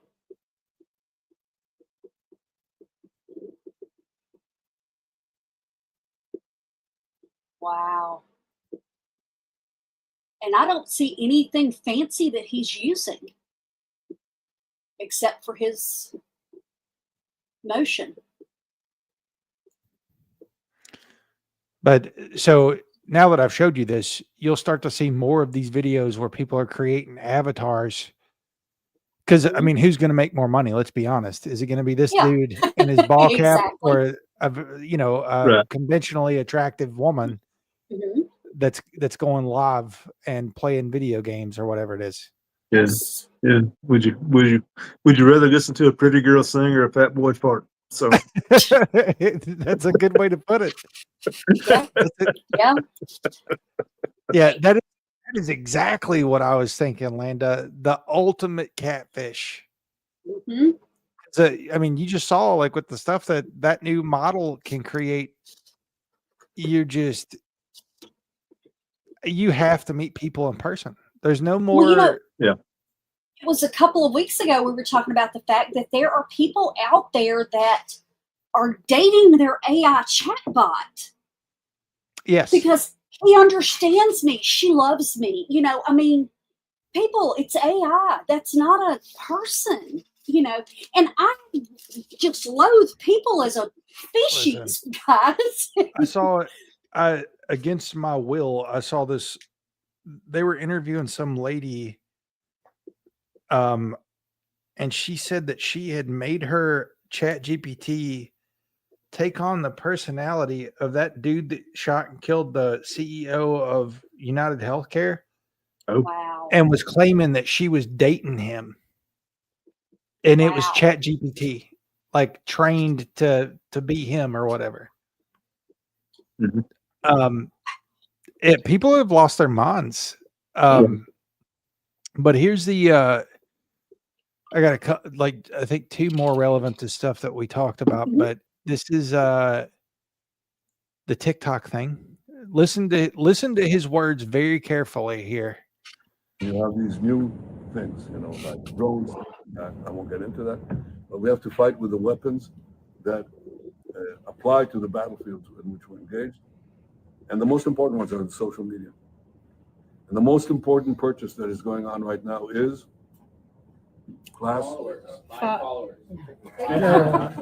TikTok. TikTok, number one. And I hope it goes through because it can be consequential.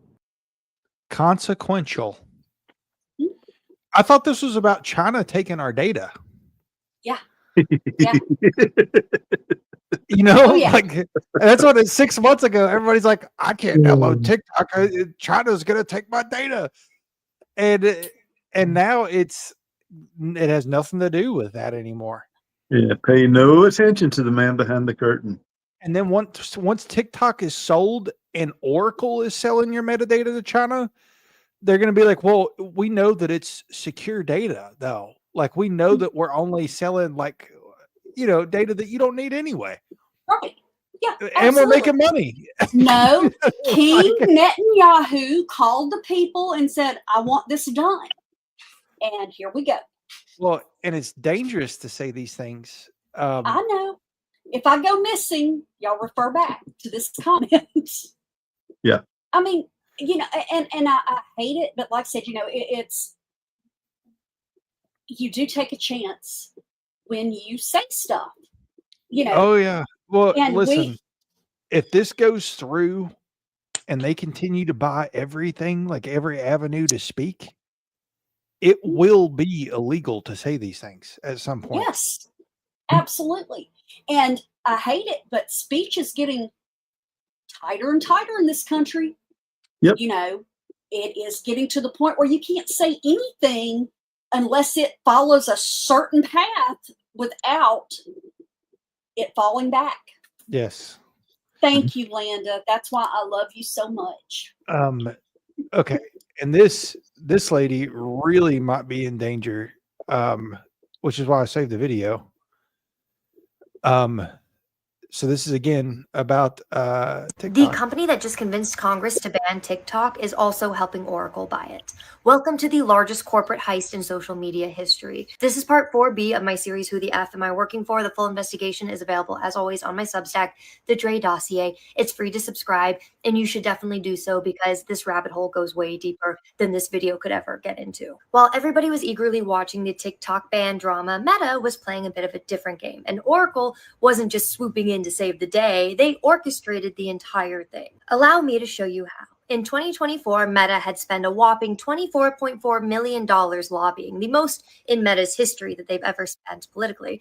Most of that was aimed directly at TikTok. They would flood congressional hearings with stories of the dangers of TikTok challenges, right? That many of these kids that were vandalizing schools, assaulting pranks for their teachers, drug experiments, all of that was coming from TikTok, which would be horrible if it were true. But what nobody was reporting on was that when you look a little deeper into this, those challenges didn't actually start on TikTok. Most of them started on Meta platforms. For instance, the Benadryl challenge started in a Facebook group. The Outlet challenge started on Instagram. But Meta's victory successfully had pinned all of them on TikTok, making China not only somebody who held our data, but also started a dangerous ideology that our young people followed. Oh, and get this, while Meta was busy telling Congress about how much TikTok is a Chinese threat to America, they were making $18.4 billion off of Chinese advertisers, which was 11% of their total revenue from the year, allegedly. Oh, and it gets worse because during that same time, whistleblowers had come forward and revealed Project Aldrin, which was Meta's secret plan to give Beijing access to American user data in exchange for market access in China. So Meta was literally trying to hand over American data to China while publicly attacking TikTok for being Chinese owned and having access to our data. The hypocrisy is breathtaking. And Oracle, while showing up to save the day, did not show up out of nowhere last minute. They've been running a 3-year con in the meantime. And before I move on to the Oracle of it all, just know that Meta and Oracle are more than just playing on the same team. They are business partners. Oracle's cloud infrastructure powers Meta's AI Llama and provides the data in which to train Llama. So when Meta creates a TikTok panic, they're not just attacking a competitor, they're manufacturing a crisis that benefits their cloud provider. When Meta expands, it gets more data for Oracle, and when Oracle has more data, then Meta has more infrastructure in which to train their AI models on. It's a loop for these two. Okay, so back to Oracle. In 2022, Oracle had launched Project Texas, which meant that they would host TikTok US data while ByteDance kept ownership. Oracle would then become known as the trusted American partner for TikTok.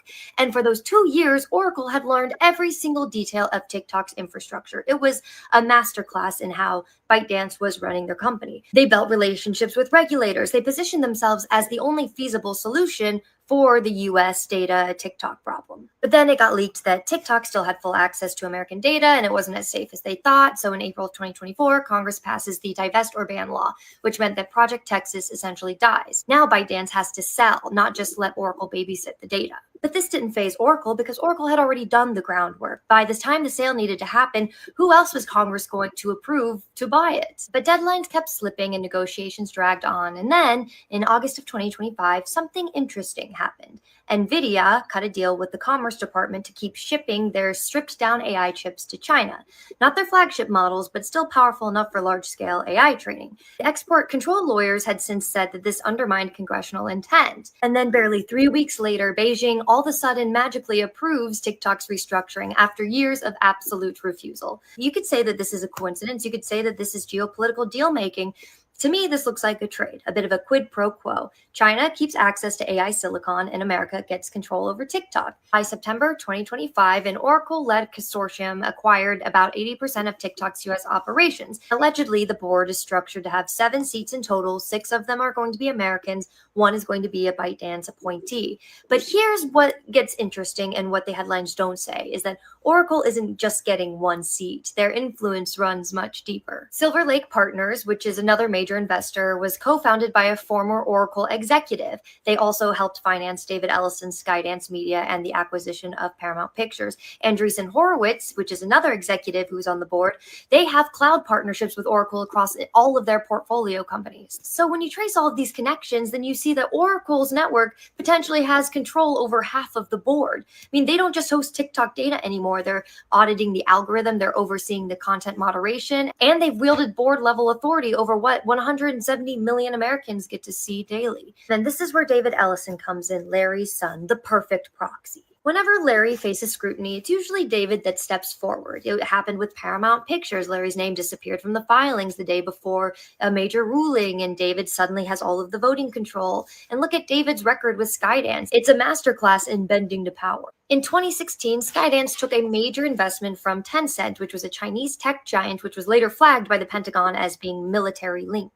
And that money came with a lot of influence because, for example, when they made Top Gun Maverick, early cuts of the film had digitally erased the Taiwanese and Japanese flag patches from Tom Cruise's bomber jacket. Can't offend the Beijing censors when you need those sweet box office dollars, and one of those companies is literally investing in the film that you're making. When here's just another beautiful contradiction in this story, because while Skydance was busy sanitizing the American military symbols for China, they were also working hand in hand with the actual Pentagon during this movie. You see, the Navy had provided aircraft carriers, F-18 Super Hornet, script consultation, the whole 9 yards. Because this movie wasn't just about being entertainment, it was also recruitment propaganda that helped the Navy exceed their enlistment goals that year. So David had kind of bent both knees, one for Chinese money and the opposite for Pentagon access. And his hands aren't clean from Israel either, because in 2015, David had directly contacted Israel's defense minister, offering for Skydance to help with any cyber operations against BDS critics. By the way, BDS stands for Boycott, Divestment, Sanctions. It was this international movement that pressured companies around the world and governments to cut ties with Israel over Palestinian rights. So that's not just David taking a political stance with his company, that's him offering corporate resources to help actively counter these critics of Israeli policies. I mean, that's using Hollywood infrastructure for political warfare, potentially. And in part 3, I dove deeper into Larry's operations that run deep into Israel's defense sector, but now that same network is shaping TikTok. Veterans of Unit 8200, which is Israel's elite cyber unit, are now joining TikTok's trust and safety teams. I mean, the new head of the Community Guidelines Department is a former head of the IDF. Like, these two are not separate things. So let me connect a few of these dots for you. Meta manufactured panic while making billions from China. Oracle positioned itself as a patriotic solution through a 3-year con. A suspicious chip deal may have helped smooth Beijing's approval. David Ellison provides perfect proxy cover for his father. And now battlefield information control techniques are shaping civilian social media. This is not good, guys. You may think you're just scrolling social media, but what Larry Ellison sees is you giving him all this behavioral data that helps train these systems to understand how to influence human decision-making at scale. Oh, and by the way, the apple doesn't really fall far from the tree, because David's money also flows into things other than just movies, like in biotech and health data startups like Immunai and C2I Genomics, which are both Israeli-founded companies who use AI to map immune systems and scan genomic code in your body. And speaking of, tomorrow in part 5, we're going to talk about just that. We're going to dig into how the Ellison's machine is shifting from media capture over to healthcare, biotech, and the data that's inside of your body. Because remember what I said.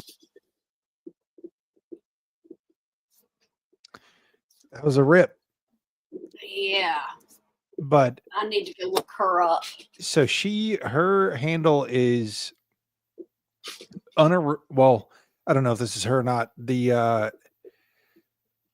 The page that posted this is called unoriginal_sins on TikTok. Let me see.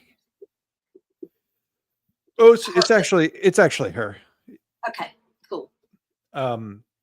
Yeah, I want to go watch the other parts. The reason I say that she's in danger, she's got 4.7 million likes. Mm-hmm. Yeah. And we haven't had to download the new app yet, so they don't have their hooks completely in. But once that new app comes and the international app stops working, that is that's going to be a new level of control. You're not going to see super conspiratorial stuff on TikTok anymore. Oh, yeah. Honestly, they said it was in the name of data and like harm to your children. Like they say that. What do they say? They like to say that they even said it about Vine, Landa, that the length of the videos was hurting the attention span, and that could be true. But hear me right now when I say that this new app will probably eat like way more mindless garbage to children than the current app does. They could care less. It's just like the food or anything else. They don't really care. They're just giving you buzzwords. Yeah, that's it. I don't know. It seems like my algorithm changed up this week. It does. Yeah, it definitely has in the last 2 weeks. Yeah. Yeah. I was trying to find it. There was a thing about YouTube. Let me hang on. I'm gonna have to search it. I keep finding stuff relevant to our conversation. So this is children's YouTube. Yeah, it's not as children as they claim it is. It's You have to actually watch it. it's actually insane. This is a short one. I'll play this and then we'll wrap it. Let's see.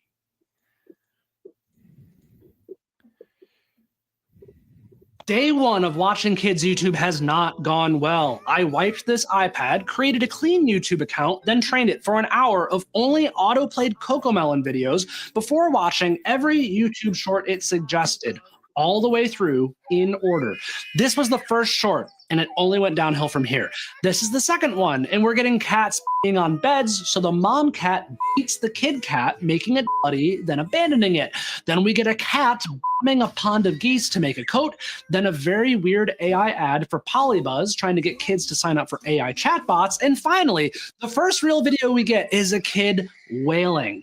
Yes. Those were the first 5 videos I saw after an hour of Cocomelon.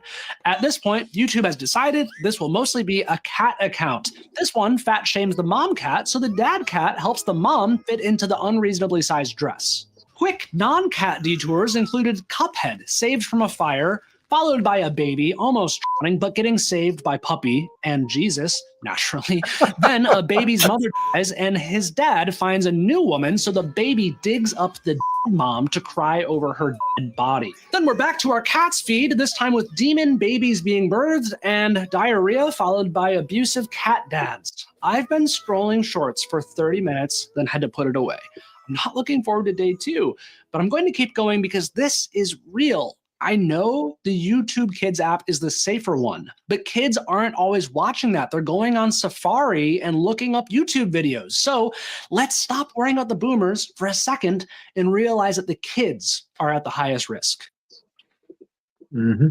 That's the truth. So if your kids, if you've been worried about TikTok and China still in data this whole time, you may want to look at, especially if you have small children, make sure that they're not like aimlessly scrolling on YouTube. Get the parental controls in place. Yep. Because it's like I said, they may say they care, but I mean, you see it with your own eyes. Like thine eyes don't deceive. Yeah, it's bad. That's my daughter with her boys. They are not allowed to watch YouTube unsupervised. Well, because who knows what's going to pop up? And that's exactly why it started, because the 2 youngest ones, all they want to do is watch other people play like Roblox, and then they go play Roblox. But then, like you say, it'll start with Roblox and then something rolls in automatically that is so inappropriate for, a 10-year-old. Yes. So that's why, like I said, they can watch it at my house or at her house as long as we're in and out of the room constantly. But they can't watch it in their bedrooms. They can't watch it when she's not home and stuff like that. Yeah. And, it's really sad when you have to block a kid's channel because of that. Yeah, it's a scary world. And, we shock jock a lot of the stuff, but it's really happening. It is. Yeah. And I think Vaughn was taken down for a reason too. That's a whole conspiracy that I can't get into right now, Linda. But we went way over. It's been a show. Technically, we have not gone way over. We have only gone 22 minutes over. True. Yeah. True. It was a combined show. We also didn't have our break. We did not. Like we're promising ourselves we're going to take like a 10-minute break. How about if nothing else, for 10 minutes, we talk about pure garbage so other people can go take a break, or we can like Tully can jump off for a minute and then Cecil and then that'll work. Okay. But yeah, tune in tomorrow night.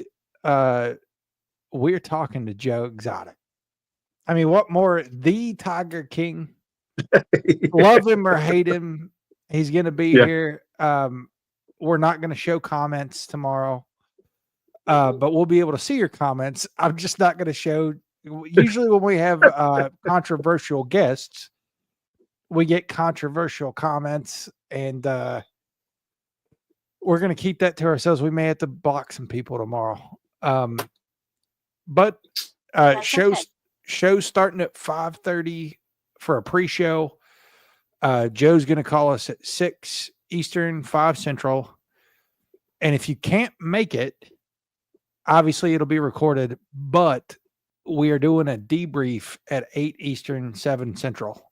So if you can't make it for the phone call, get on with us. If you can make it, get on with us, because we'll talk about it. Right. Yeah. And we'd love to hear your comments when we come back to do the debrief. Yes. And if you don't already follow us wherever you're at. If you like this sort of thing, sometimes it's depressing, but we try to show every flavor of truth that we see, in a way that is, I don't even know what to say about a little that. less biased and things that generally fly under the radar, you know, because the distractions are covering all this stuff generally. Mm-hmm. There's a lot that we cover that flows under the current, because big things happen and it just dominates the news. And unfortunately, usually when the big things happen is when they start pushing all this other crazy stuff. Mm-hmm. Landa, I'll tell you what, if you comment tomorrow, I'll tell him that one of our longtime listeners, Landa, says blah, blah, blah. Whatever you want to say. But absolutely. I can tell you, I'm not going to say what I'm going to open with tomorrow, but it's going to be hilarious. So you're saying I should start out with my mic muted? It's gonna be wild. Oh yeah, but good deal. Anywho, thanks everybody for joining. And we will be back tomorrow for an awesome guest show. We got some more guests coming up. We're starting some new projects. We've got a lot of content. One of our friends is going to the Clown Motel, and she's going to be on the next week after that. So there's a lot of exciting stuff. If you're into this sort of thing, even if you don't like the Friday night news stuff, follow us for the Saturday shows. They're always wild. Yep. But and thank like you I said, for watching. starting. Yeah, absolutely. Go ahead. Go ahead. I was going to say, and starting the first Friday in November, like I said, we'll do the news and then segue straight from that into the weird stuff. Yep. Sounds good. That's a good tentative date, I think. Yep. Cool. Well, thanks everyone for watching. And tomorrow you'll have your regular HBIC back, Clarence. And thanks for watching. The bees are dying, and our survival hangs in the balance. In the past year, over 70% of U.S. bee colonies, more than 1.1 million hives, were lost, marking the worst collapse on record. At 4RBs, we're fighting back with our breakthrough PureWave cell, a quantum frequency device crafted with 48,000 Gauss rare earth magnets in the shape of the flower of life. When placed inside a beehive, it delivers remarkable results. Colonies grow 2 to 3 times larger, honey production soars, pesticide and antibiotic use drops to zero, colony collapse nearly vanishes, and queen replacements plummet. Every purchase also supports our beekeeper program, providing free PureWave cells to small beekeepers worldwide. Rebuilding life one hive at a time. Join the fight today and buy a jar of PureWave honey, or even one of the cells used by the beekeepers. Use code WITF for 20% off at 4rbs.com. And if you're listening on audio only, that's the number 4, letter R, bees.com.